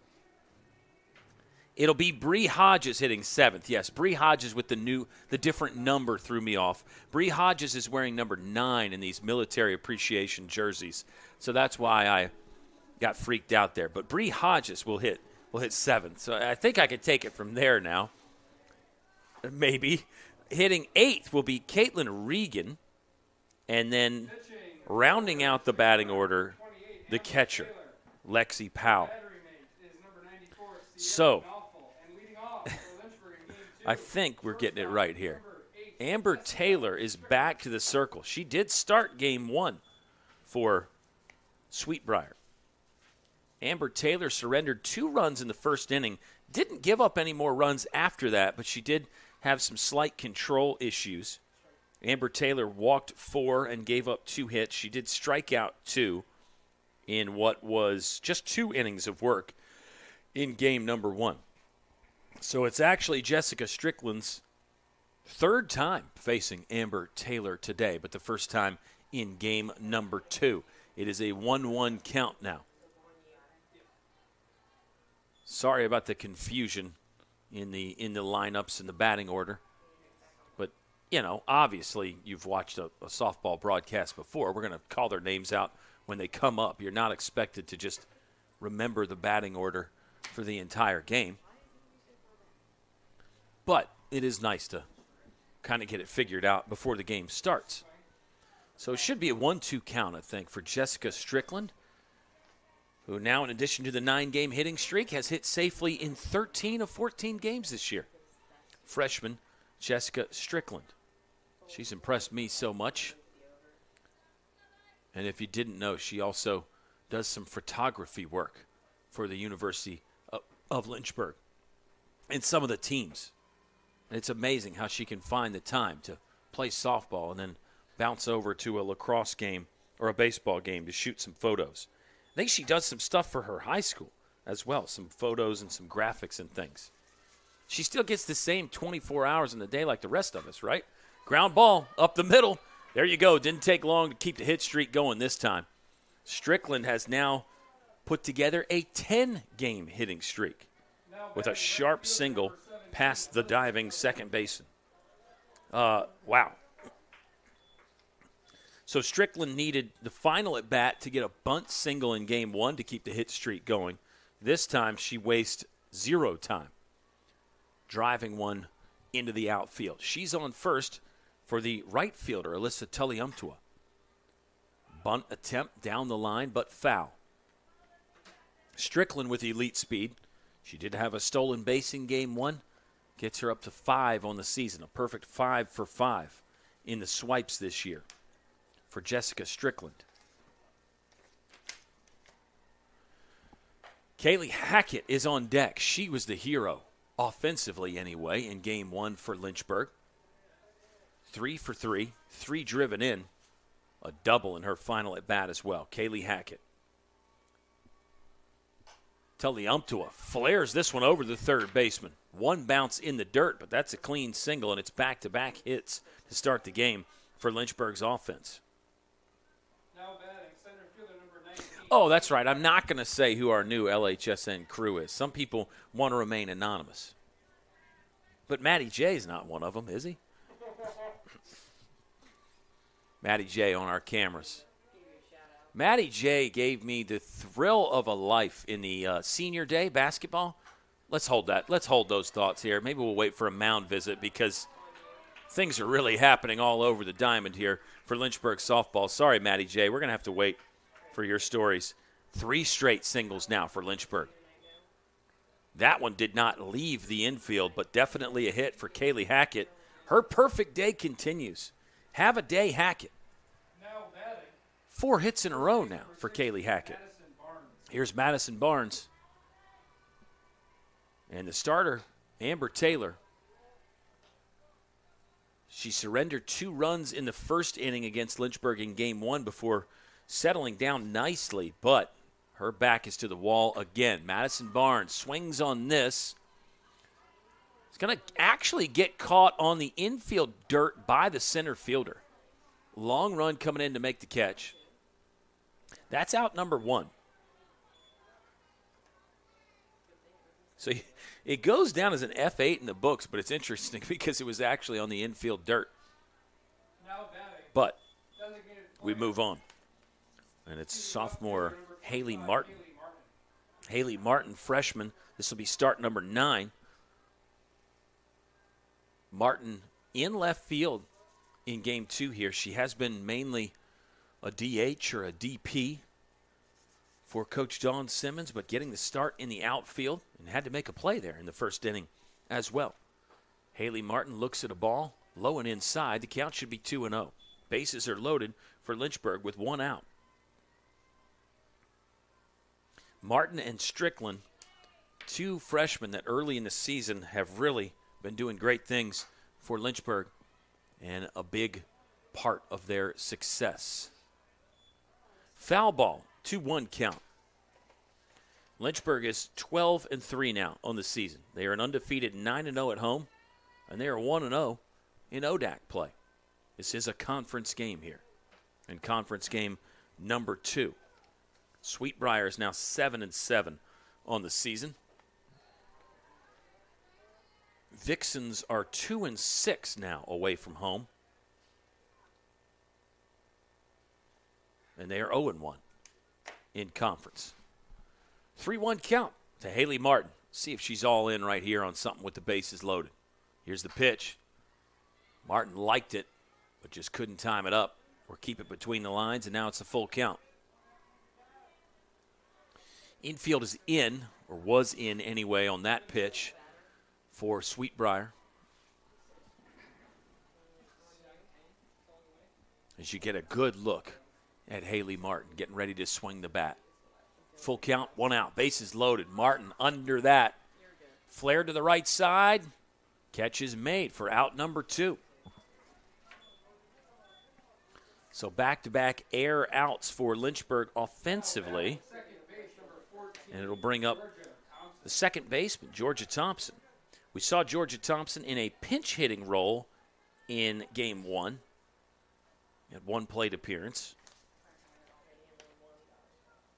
Georgia Thompson grounded out to the second baseman. She is playing second base in this game. We've seen Georgia Thompson at short some this season, but playing second base. So a non-start for the talented Sarah Watts. This will be the second game that Sarah Watts has not started, the usual second baseman for Lynchburg. And it's, you even hesitate maybe to say usual, just because Coach Dawn Simmons will use so many different lineup combinations and different defensive combinations that it's hard to even use that word usual or everyday second baseman. 0-2 count on Georgia Thompson. Amber Taylor has settled down nicely. Ooh, went up and in on Georgia Thompson there. Could have been costly. Hit by pitch would cost Sweet Briar a run at this point. With the sacks packed, the ducks on the pond, the snakes on the lake. Here's the pitch. Thompson off the fist to the shortstop. She'll throw across to first. First baseman held the bag there for the final out of the inning. Good defensive work by Sweet Briar to keep it at a 0-0 ball game. And we will step aside and pause here after 1 complete on LHSN.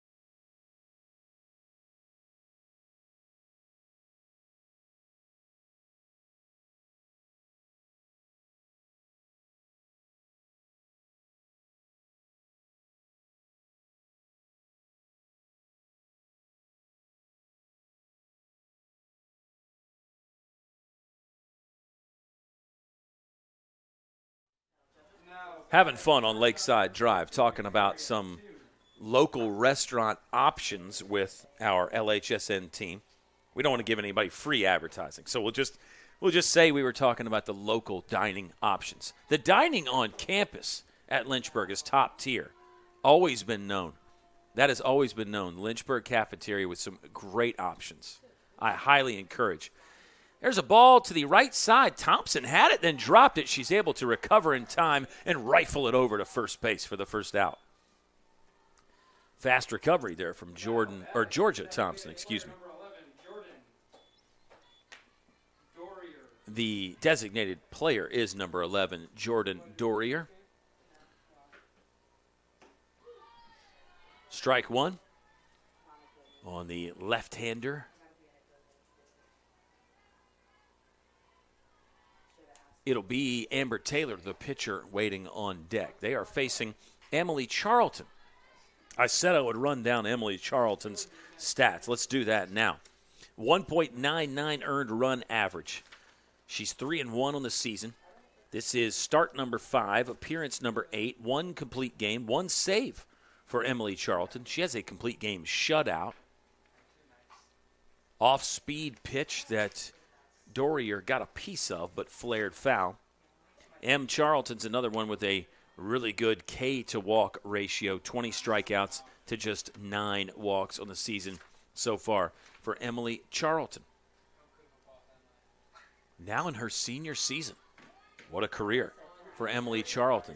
There's a fly ball to left for the second out of the inning.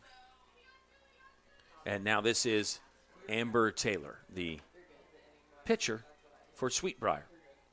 Amber Taylor was in the lineup for 1 at-bat in game number 1. She struck out looking to end the second inning in game 1. It was a 3-0 Lynchburg win in game 1. If you are joining us late, we are so glad to have you. It is Military Appreciation Day for Lynchburg softball. That's why you see the uniform change for the Hornets. Off-speed pitch from Charlton that just misses. Umpire will consult his colleague down the first base line and ask if Taylor swung. And the first base umpire says no swing. 1-1 count with 2 outs. Lynchburg's got 7, 8, 9 due up in their half of the second. Good scramble and move there by Lexi Powell, the catcher. And then the third baseman for Lynchburg, who in this game, in this case, will be Caitlin Regan. They were on the move quickly to try to pull in that foul ball. Charlton gets some soft contact to left, and the out is made by Haley Martin on the move coming in for the grab, and it's a 3-up, 3-down inning for Sweet Briar. Lynchburg's coming up to hit to try to break the 0-0 deadlock in the bottom of the second.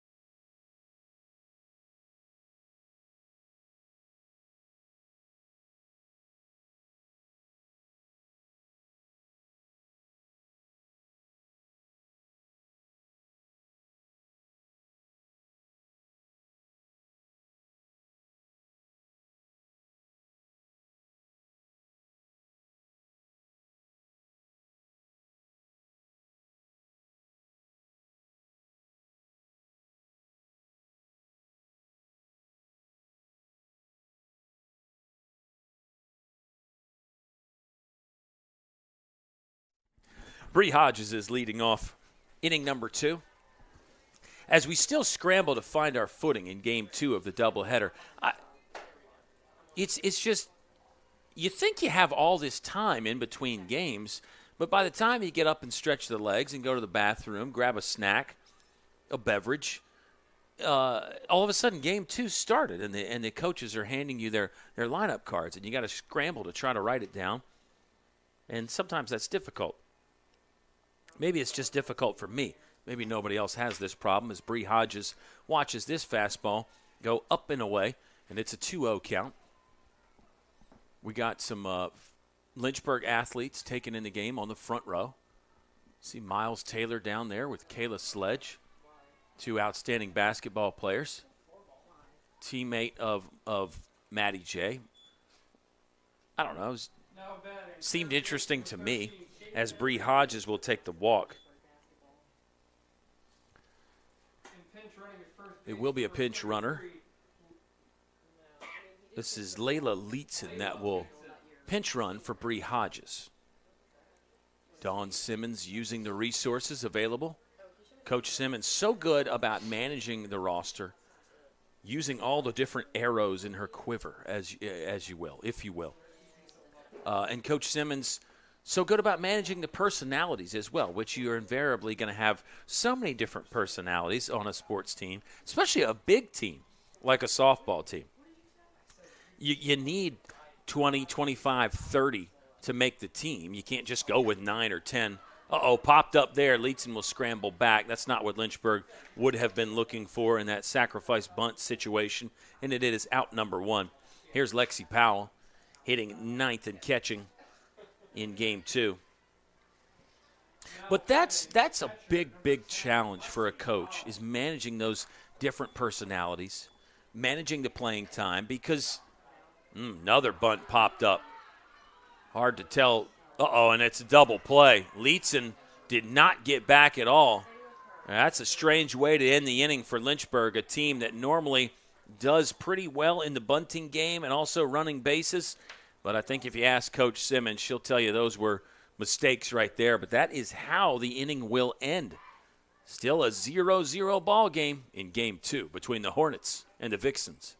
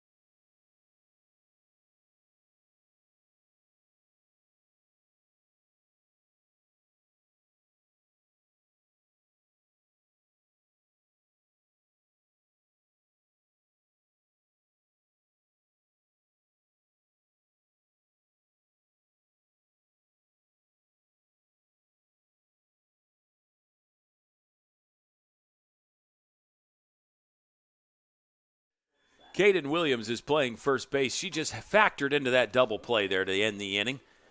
Williams will swing at the first one and ground out to the second baseman. So we don't get much time to talk about Kaden Williams.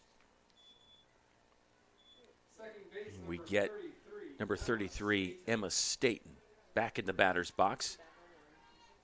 Staten is a freshman. She was 0 for 2 in game 1. Did hit a ball hard at the shortstop, Jessica Strickland. And she'll take strike 1 from Emily Charlton.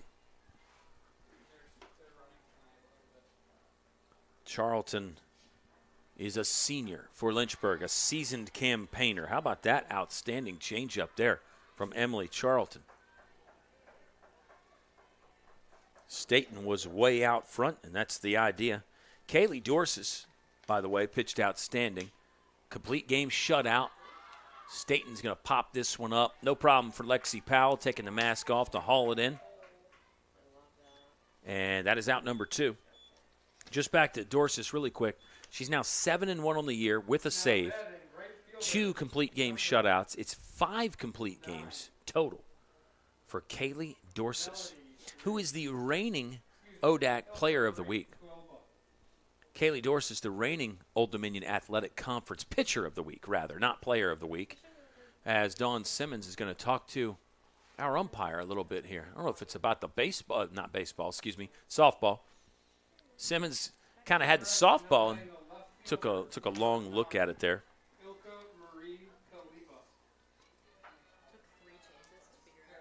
So who knows what that one was about, but Kaylee Dorsis, we know what she's about. Is really pitching incredible in the circle this year for Lynchburg. This is the left fielder, Ilka Marie Kaliba.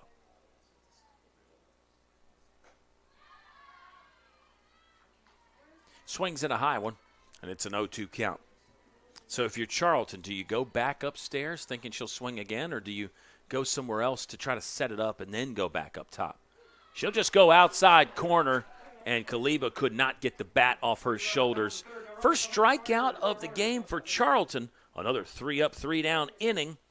And Lynchburg will look to get on the board in the bottom of the third inning.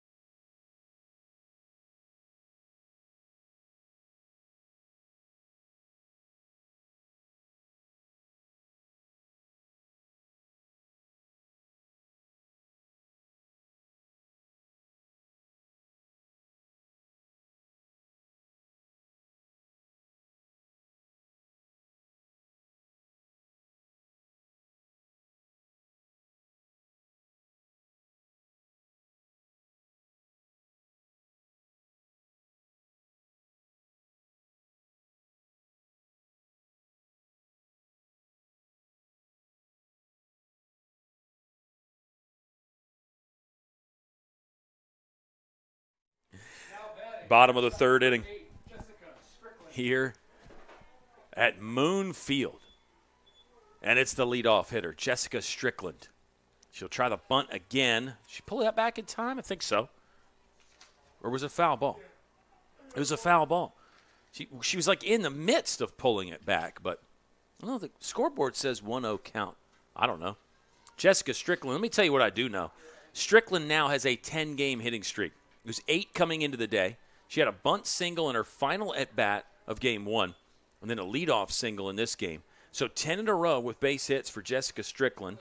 She has hit safely now in 14 of 15 games this season. And don't forget, this is a freshman here, fans. This is a freshman playing shortstop at the highest level. The Lynchburg baseball team had that situation last year on their way to a national championship. So who knows? It is a position, though, that you typically think you need some experience. You need someone that has proven themselves over the years. And not only that, you're jumping in the lineup at the top of the lineup as well. That can be difficult. But that tells you just how talented Jessica Strickland is. She's going to shake off a foul ball that she fouled off of herself. Nice job by the umpire to give her a little extra time. Love that. Umpires are really good about that these days. And let's see if this talented freshman can get something going in the bottom of the third inning. Lynchburg's second inning got the leadoff hitter on. Bree Hodges walked, but then the double play to end the inning. Lexi Powell popped up a bunt, and that was that. Strickland hitting with 2 strikes. Has that bat out in front, kind of a modified bunt approach, but again, it's not a bunt attempt. Swing and a miss, strike 3. She'll scamper down to first, but the throw is in time, and that's the first out of the inning for Sweet Briar. Amber Taylor still working in the circle for Sweet Briar. In an interesting statistical note, she started Game 1 as well, pitched 2 innings there. Here's Alyssa Tulliumtua, singled in her first at bat. Lynchburg had the rare 3 hits in an inning but not score in inning number 1 of this game. So they left 3 stranded. Tulliumtua takes ball 1. So 1-0 count, 1 down here in the bottom of the third. Sweet Briar's going to have the top of their order due up in inning number 4. Cut on and fouled straight down by Tulliumtua. Looks like the catcher for Sweet Briar got a piece of that, and the umpire is now going to give her a little bit of time. Coach Brian Hensley will step out of the dugout to check on his backstop, one half of the talented battery. We need to look up that term, battery.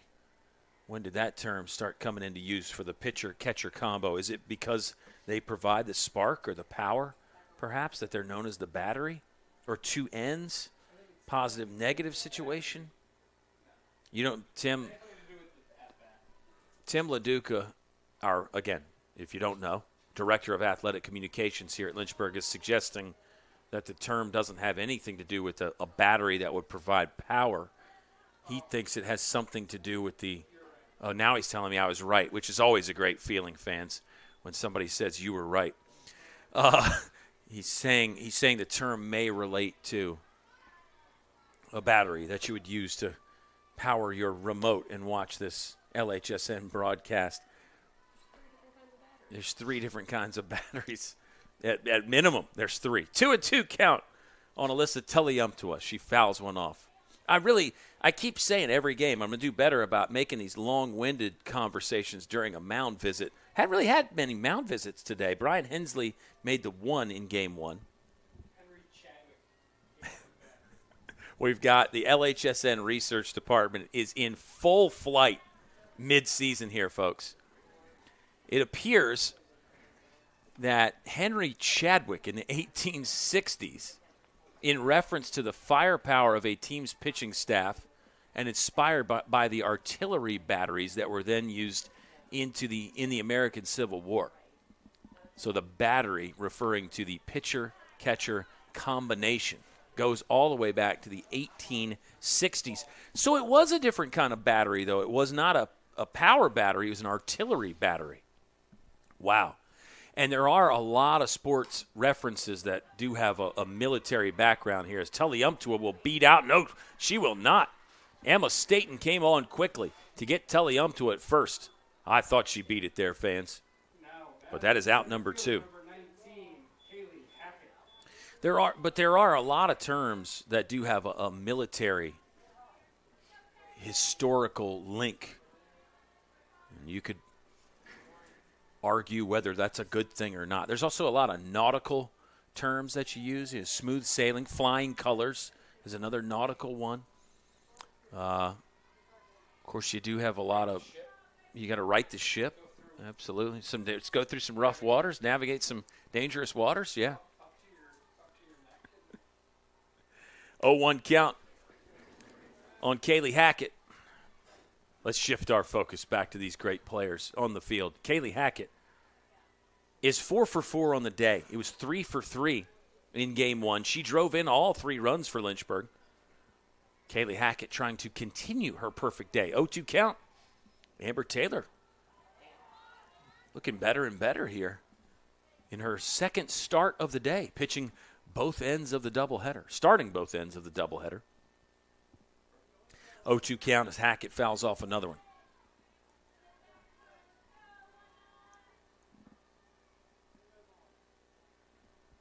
Here comes the pitch from Amber Taylor. Hackett on the off speed, floats it into the outfield, but her perfect day will come to an end, and the 3rd inning also comes to an end as well. It's a 0-0 ball game between Lynchburg and Sweet Briar in game 2 of our doubleheader at Moon Field.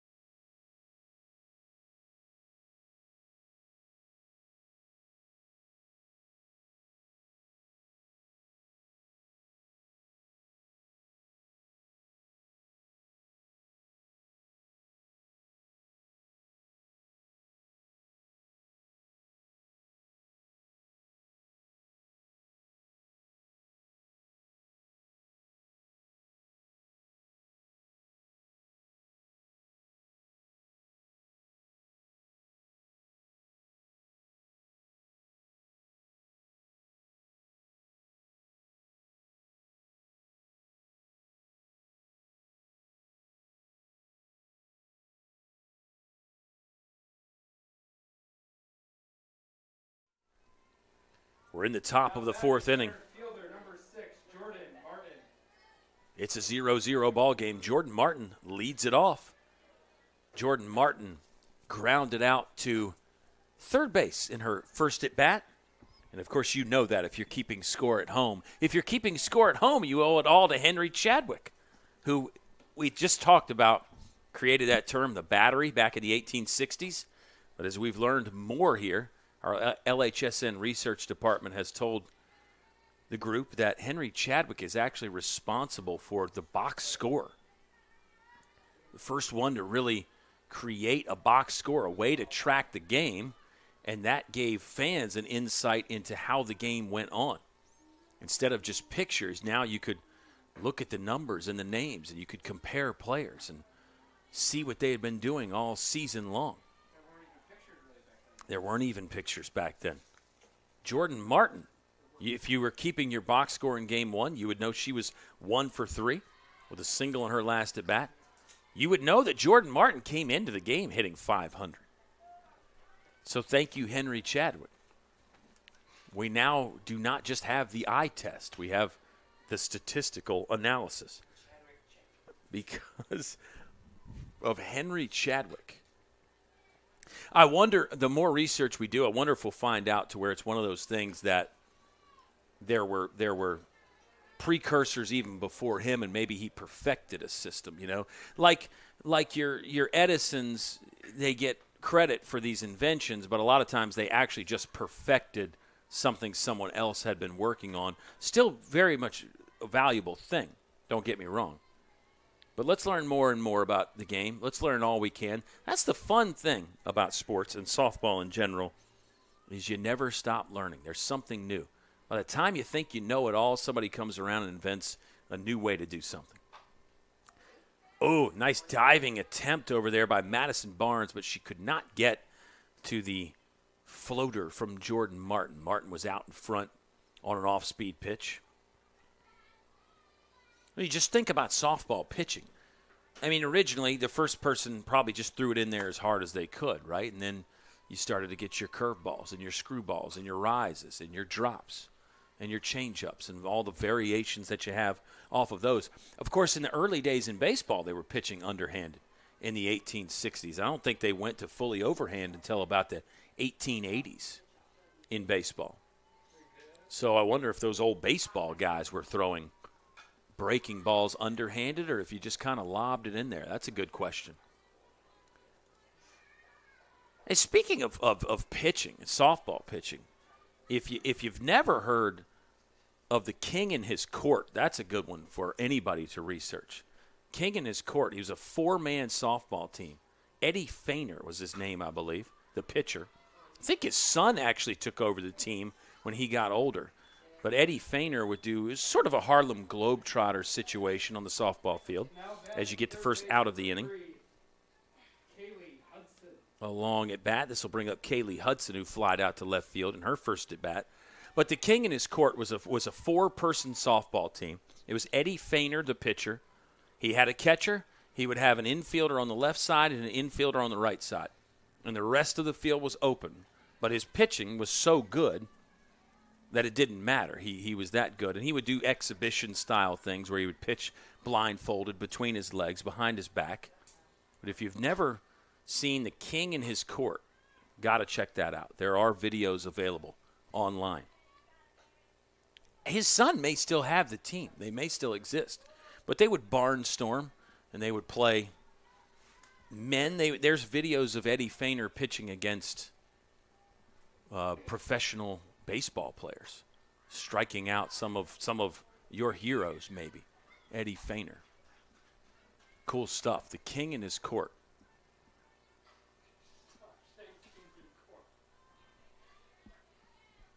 It's a 1-2 count on Kaylee Hudson. It's a 0-0 ball game. Lynchburg has 3 hits. Left 3 stranded in the first inning. No hits since then. Pop up to the right side of foul territory. That is Madison Barnes for Lynchburg that comes over to make the catch.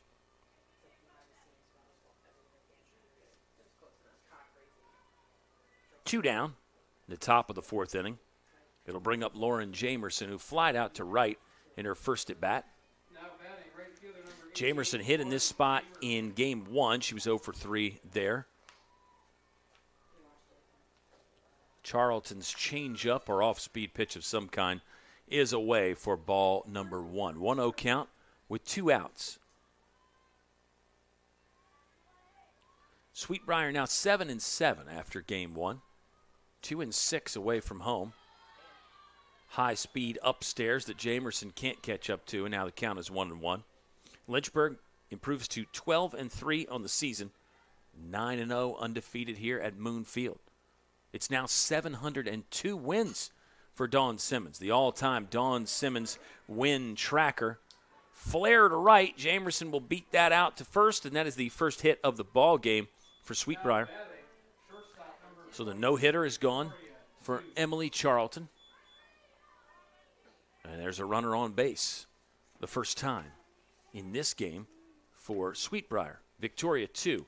Shortstop steps in, grounded out to second in her first at bat. Victoria 2 hitting over 300 on the season. She is one of 6 coming into the game that was over 300. And actually, those are just the ones that qualify with the minimum number of at-bats. If you go down a little further, Alyssa O'Quinn hits 375. Here's a ball into right field. That will end the inning. And it's still shutout softball from Emily Charlton in the circle for Lynchburg. See if the Hornets can score some runs here in the bottom of the 4th inning. Game 2 on Moon Field this Friday afternoon.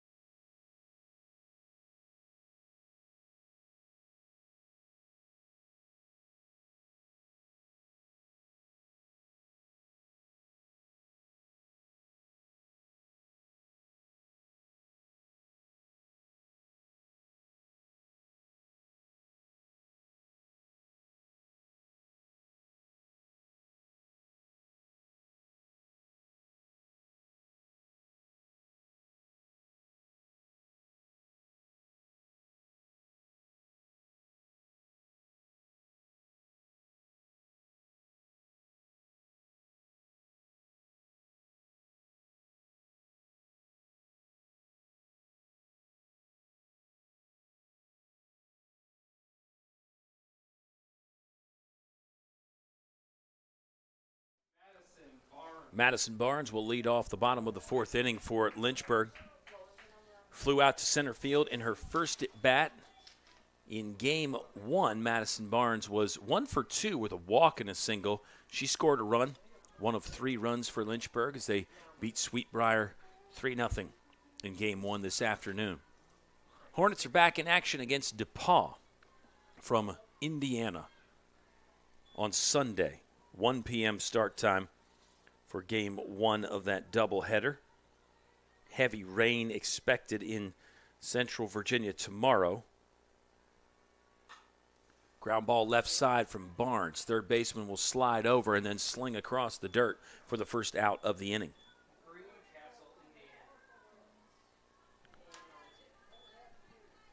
What's Greencastle, Indiana, the headquarters for DePaul University, a Division III school that will make the trip to Lynchburg. It's a fun name to say. Haley Martin will send one towards the second baseman, but Emma Staten will make another play with the overhand throw. That's out number 2 of the inning. 2 fairly quick outs here in the bottom of the 4th. Georgia Thompson will try to get things started there. DePaul DePaul University on Sunday will be the opponent for Lynchburg. And we hope you can make your plans to join us here at Moon Field or online with the Lynchburg Hornets Sports Network. We'll have some baseball Sunday. We've got track and field going on today. Actually, some stuff going on just outside the right field fence here at Moon Field with the throwing portion of the Jack Toms Invitational. Is it the Jack Toms Invitational this weekend? Dr. Jack M. Toms Alumni Invitational is the official name of the meet. There's a base hit from Georgia Thompson. Yeah, she got down the line quickly enough. Right fielder did not have a play.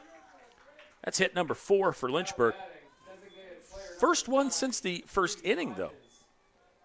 They were held hitless in innings 2 and 3. All zeros so far from both squads, but possibly a threat here with Bree Hodges hitting. She walked in her first at bat. Georgia Thompson leading off at first. Just a note here about the Briar schedule. The Vixens will be playing at Ferrum. No, Vixens are hosting Ferrum on Sunday. So another ODAC matchup for Briar on Sunday. And then they will host Randolph College for a doubleheader on Wednesday, March 27th. So Briar is going to be busy with ODAC play and somewhat local schools as well. Bree Hodges swings at the first, hit the pitcher's mitt, and then bounced out. She will throw to first for the out, and that's how the inning will come to an end. Lynchburg gets a hit, but they strand one, and we're still tied up 0-0 here from Moon Field in Game 2.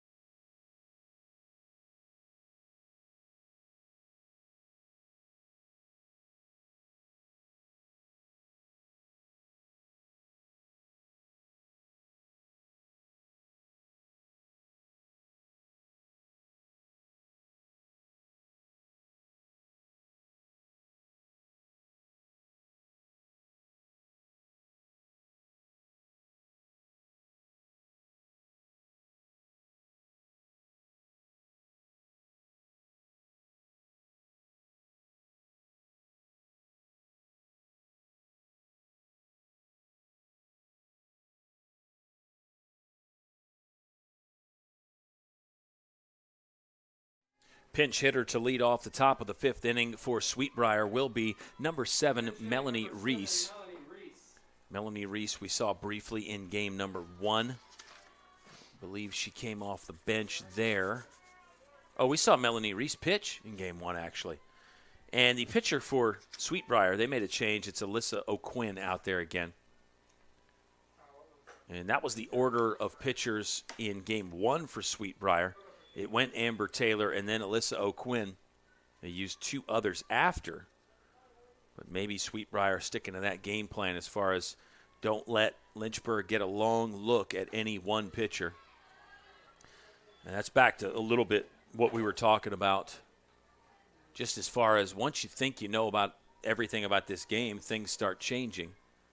And that has become a pitching plan very popular. Use a different pitcher each time through the order. Don't let anybody get a look or get any one arm figured out. So perhaps that's what Briar is employing today in Game 2.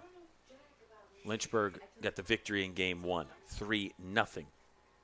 Emily Charlton still pitching for Lynchburg. Got that one in on the hands.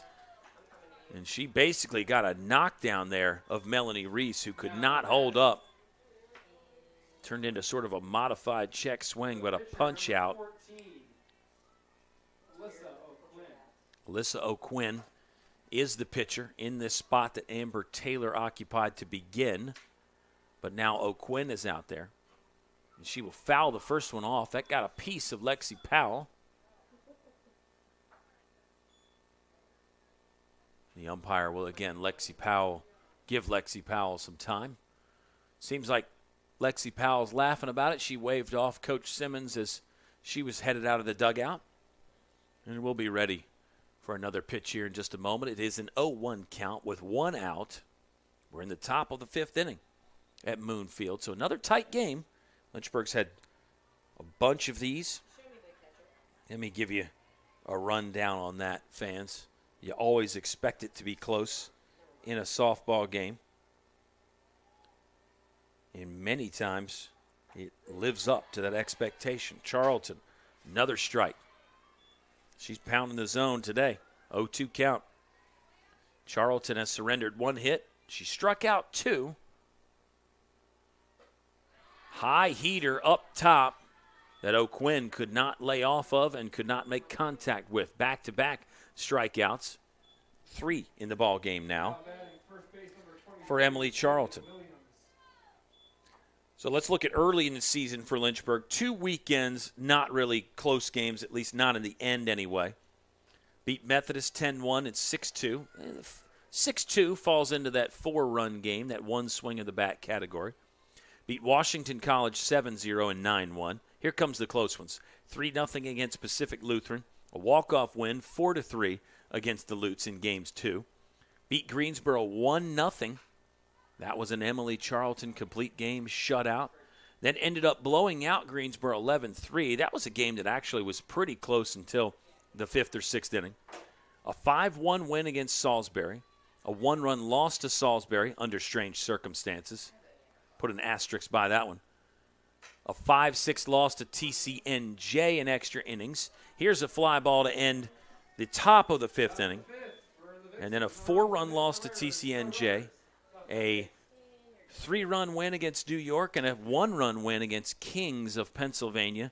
A 3-0 win against Sweet Briar in Game 1 today, and it's a 0-0 game right now between the Hornets and the Vixens. Lynchburg coming to hit in the bottom of the 5th inning next on LHSN.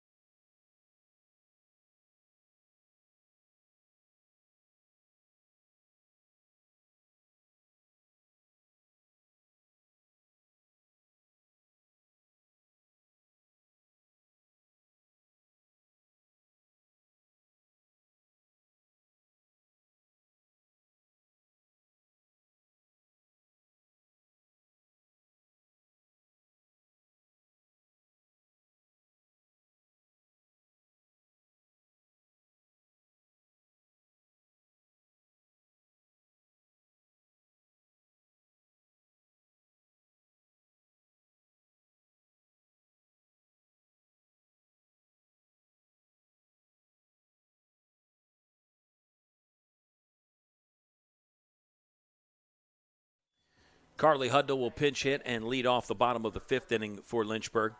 Huddy had a nice game in Game 1, 3 for 4. So with that addition of 3 hits for Carly Hudnall, she is now at 18 hits on the season.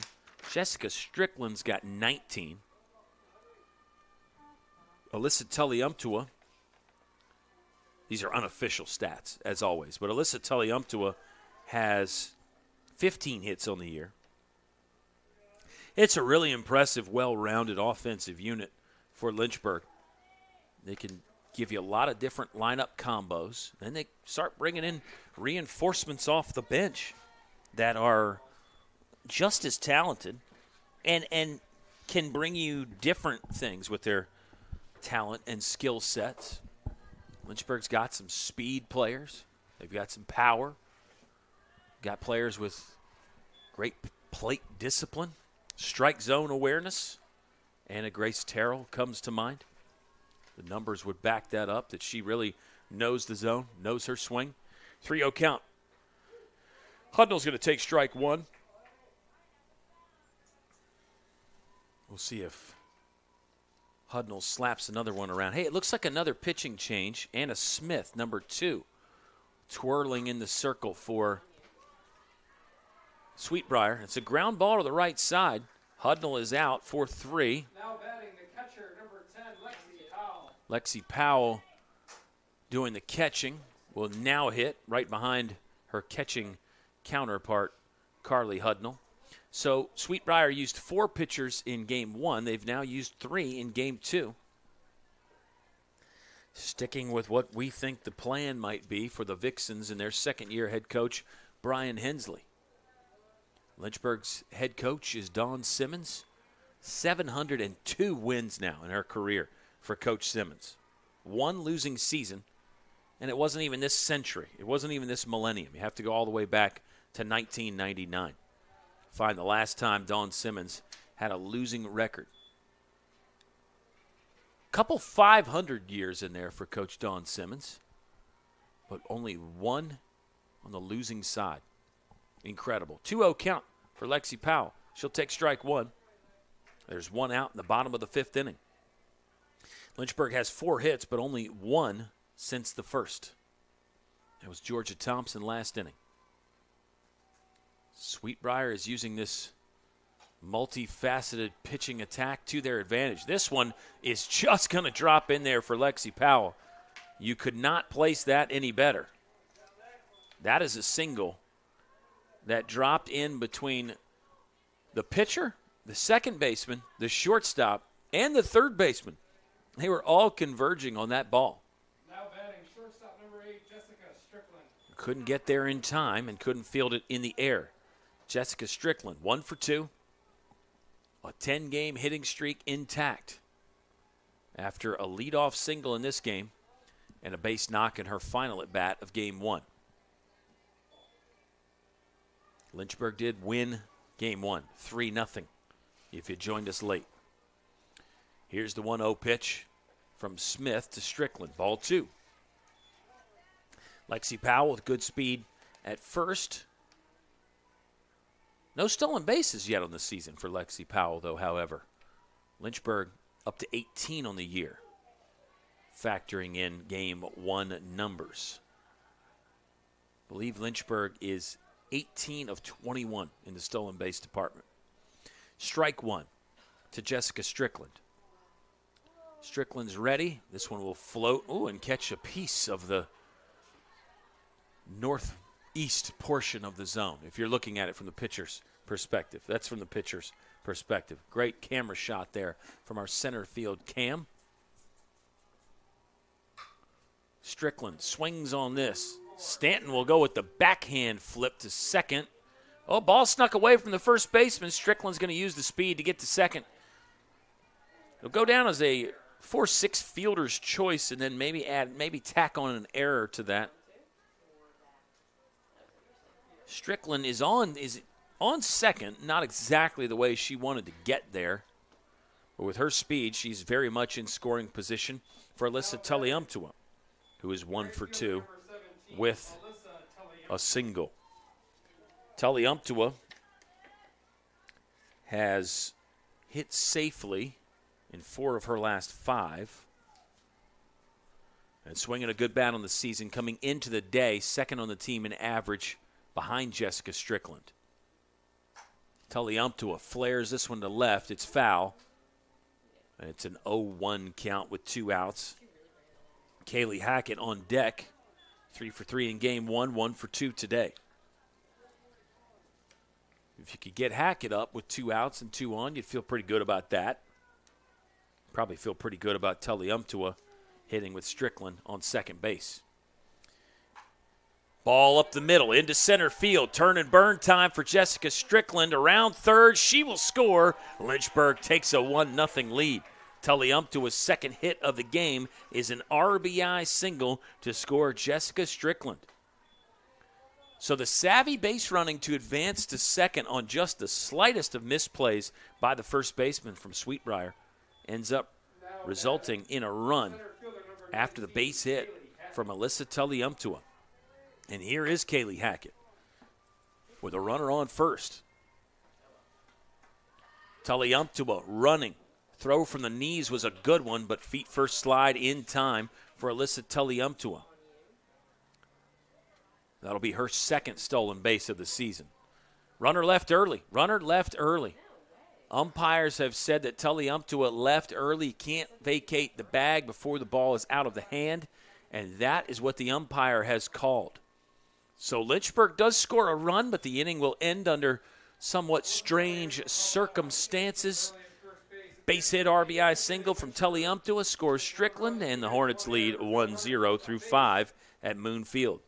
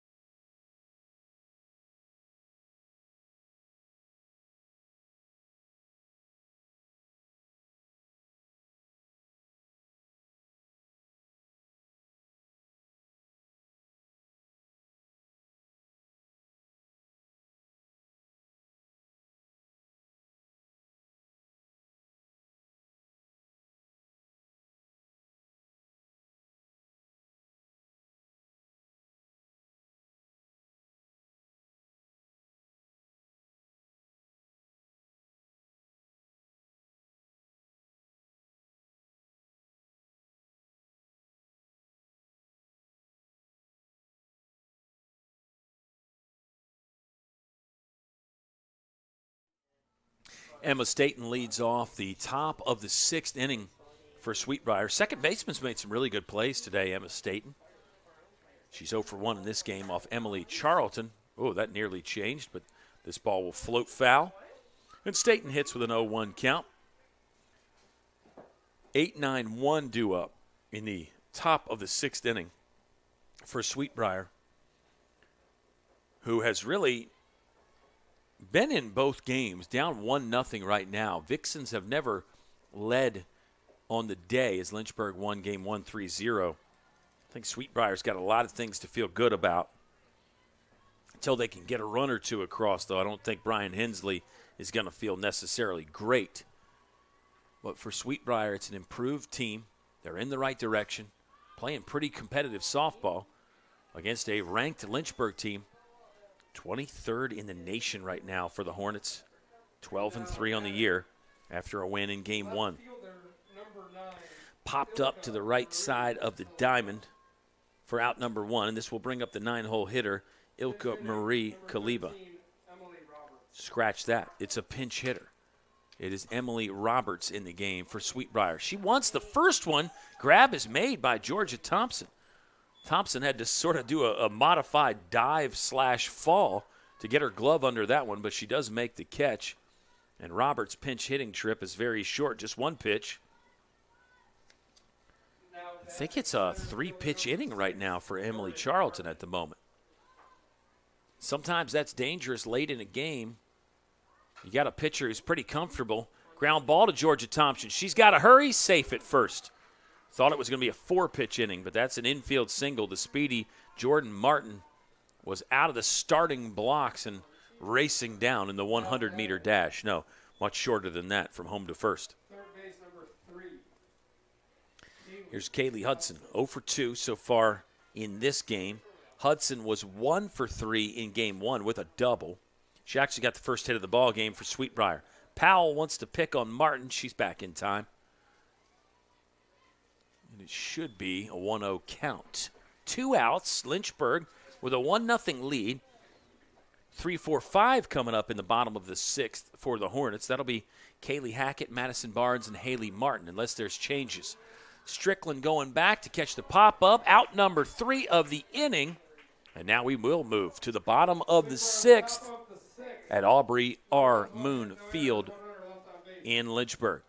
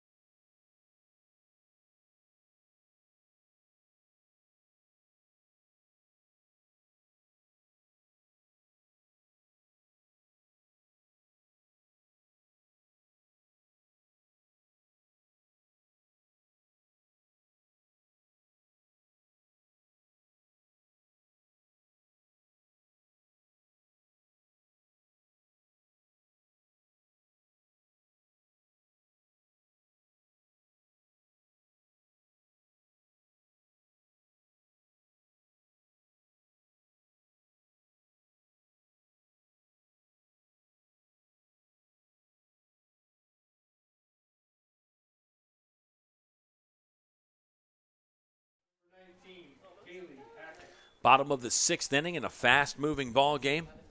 1-0, Lynchburg leads. They got that 1 run in the bottom of the 5th. Alyssa Tulliumptua drove in Jessica Strickland, who reached on a fielder's choice but was able to take second on a misplay by the first baseman from Sweetbriar. It was a ground ball to second. Vixens were trying to turn 2. Strickland beat out the throw to first, and the ball just popped out of the mitt from the first baseman. Kaylee Hackett leans into one but pulls it foul. Hackett is 1 for 2 in this game. 3 for 3 in the first game. She drove in all 3 runs for Lynchburg. She was the offensive star. Definitely had help. But when you go 3 for 3 and you drive in every run, hard to argue that anybody else could take that crown. 1-1 count, no 2-1 on Kaylee Hackett. It's Anna Smith still pitching for Sweetbriar.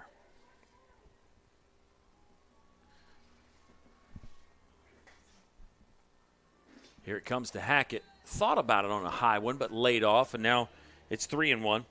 A true hitter's count here for Kaylee Hackett. Lynchburg had 1 double in the first game. It's all singles in this game. The 1 double was from Kaylee Hackett. She'll take strike 2, and now the count is full with nobody out. Madison Barnes on deck. Haley Martin batting 5th would be due up 3rd in this inning. Went inside to try to get Hackett out. She fouled that off. And we'll try another full count delivery in the bottom of the 6th inning. You look at Lynchburg's run scoring numbers, it maybe is worth factoring in that they don't hit in the bottom of the 7th a lot because they are undefeated at home, 9-0. Hackett will float this one to the right side in front of the Sweetbriar dugout. Catch is made by Caden Williams, the first baseman, with a really good grab for out number 1 of the inning. Pinch hitting for Lynchburg, number 27. Lynchburg has had a couple run rule games. Greensboro comes to mind where they got the 8-run advantage late in the game. So didn't need to swing it as much there. Pinch hitter in the ball game for Lynchburg. This is Abby Lockhart, number 27. She'll step in for Madison Barnes. Abby Lockhart on the year thus far is 143. That's a 1 for 7 total. So I like this move from Coach Dawn Simmons here to try to jumpstart Abby Lockhart, get her in a close game. It's a 1-0 game. Lockhart got that one off the handle, sent it back towards the pitcher, but she'll fend it off, make the play, and throw out Lockhart at first. Second out of the inning. This brings up Haley Martin. Martin 0 for 2. Martin came into the game hitting a very good 364. This is start number 9 of the season for Haley Martin. 9 starts in 16 games now. Martin will take strike 1. A freshman, by the way, Haley Martin. A true freshman. That's fun to say sometimes. Martin sprays this one to the right side. Emma Staten with a good grab. Fired it from the knees, kind of across her body. Nice play right there. Staten's been really gloving it at second today. So here we go. We're heading to the top of the 7th. Let's see if Lynchburg can close down another victory. Emily Charlton looks to get another complete game shutout. She's coming back to the circle. Don't miss the conclusion on LHSN.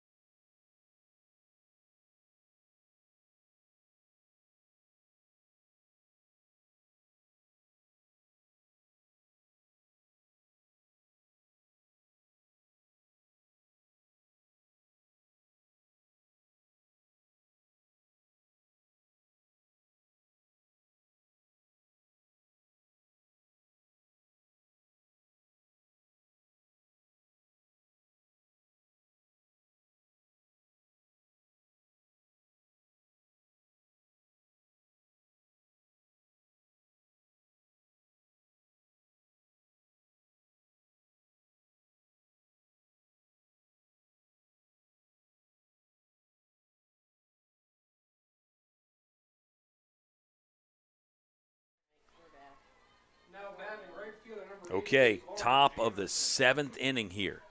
Lynchburg trying to secure another doubleheader sweep. Looking for the broom closet.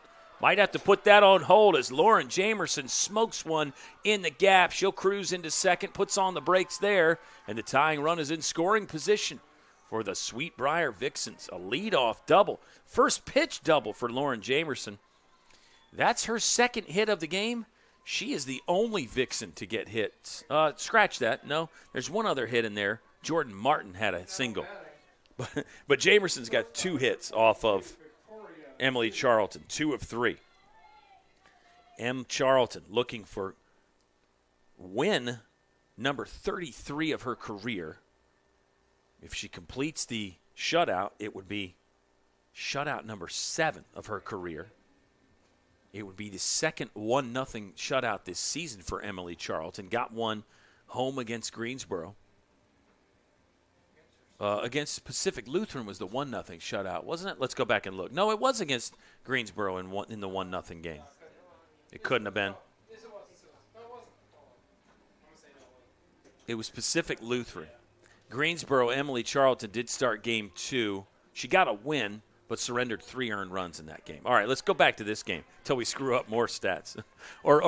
lest we screw up more stats, maybe. Runner on second, that would be the tying run. Of course, Lynchburg is the home team. They would get the bat in the bottom of the 7th if necessary. Charlton, line drive up the middle. That's down. Slight bobble there. Jamerson was going to go. Now she'll hold. Throwing home, and the runner will hold at first. Victoria, 2 with a first pitch. Single up the middle. Everybody from Sweet Briar swinging at the first pitch. I guess you know Emily Charlton's going to be in the zone. It's not a bad plan of attack. Here's number 7, Melanie Reese. Struck out in her first at bat against Emily Charlton. Runners at the corners. In a 1-0 ball game, this is tension time now at Moon Field. Let's see what Emily Charlton can do. You'd love for her to get the complete game and the shutout and all those things, but you got to win the game. That's what Dawn Simmons is thinking about right now. I don't know if she's considering a pitching change or not. There are an arm or two getting loose for Lynchburg. They were getting loose. Might be Charlton's game, though, as she gets a swing and miss from Reese. 1-1 count. Nobody down here. Nobody out in the top of the 7th inning. Very real chance for Sweet Briar, who coming into this inning only had 2 base runners. They've doubled that total right here in the top of the 7th. Bunt shown by Reese. She pulls that back on a high pitch. 2-1 with nobody down. Lynchburg, if they need to hit in the bottom of the 7th, would have 6, 7, 8 coming up. Georgia Thompson, Bree Hodges, and I think Carly Hudnall subbed into that spot. There's a called strike. Count is even at 2 balls and 2 strikes. Reese is hitting in the 5th spot for Sweet Briar. That 6th position has been occupied by a couple different hitters for the Vixens. Here's the pitch from Charlton. This ball's in the air. It'll get caught on the right side by the first baseman, Madison Barnes, and that's out number 1. Great result right there for Charlton. Exactly what you want. Pop-up or a punch-out works perfectly right there. You don't even want a ground ball double play right there because that would allow the speedy Jamerson to score. Double play could work now, though, with Anna Smith hitting. Number 28,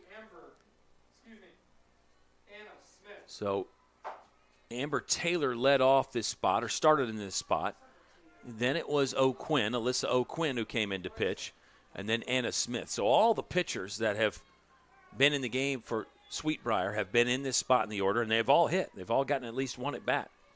Smith fouls one away to the right side. It's a 2-1 count. This ball is bunted foul. It is actually 0-2. I'm sorry, fans. I had that wrong. It's an 0-2 count now as Smith went swinging at the first pitch. Everybody's going after Emily Charlton early, trying to ambush that first pitch. And again, if you know she's going to be in the zone, it's not necessarily a bad idea. It might be the best pitch that you get all at bat. 0-2 coming up. Smith is able to stay alive, barely gets a piece of that one that was headed to the outside corner.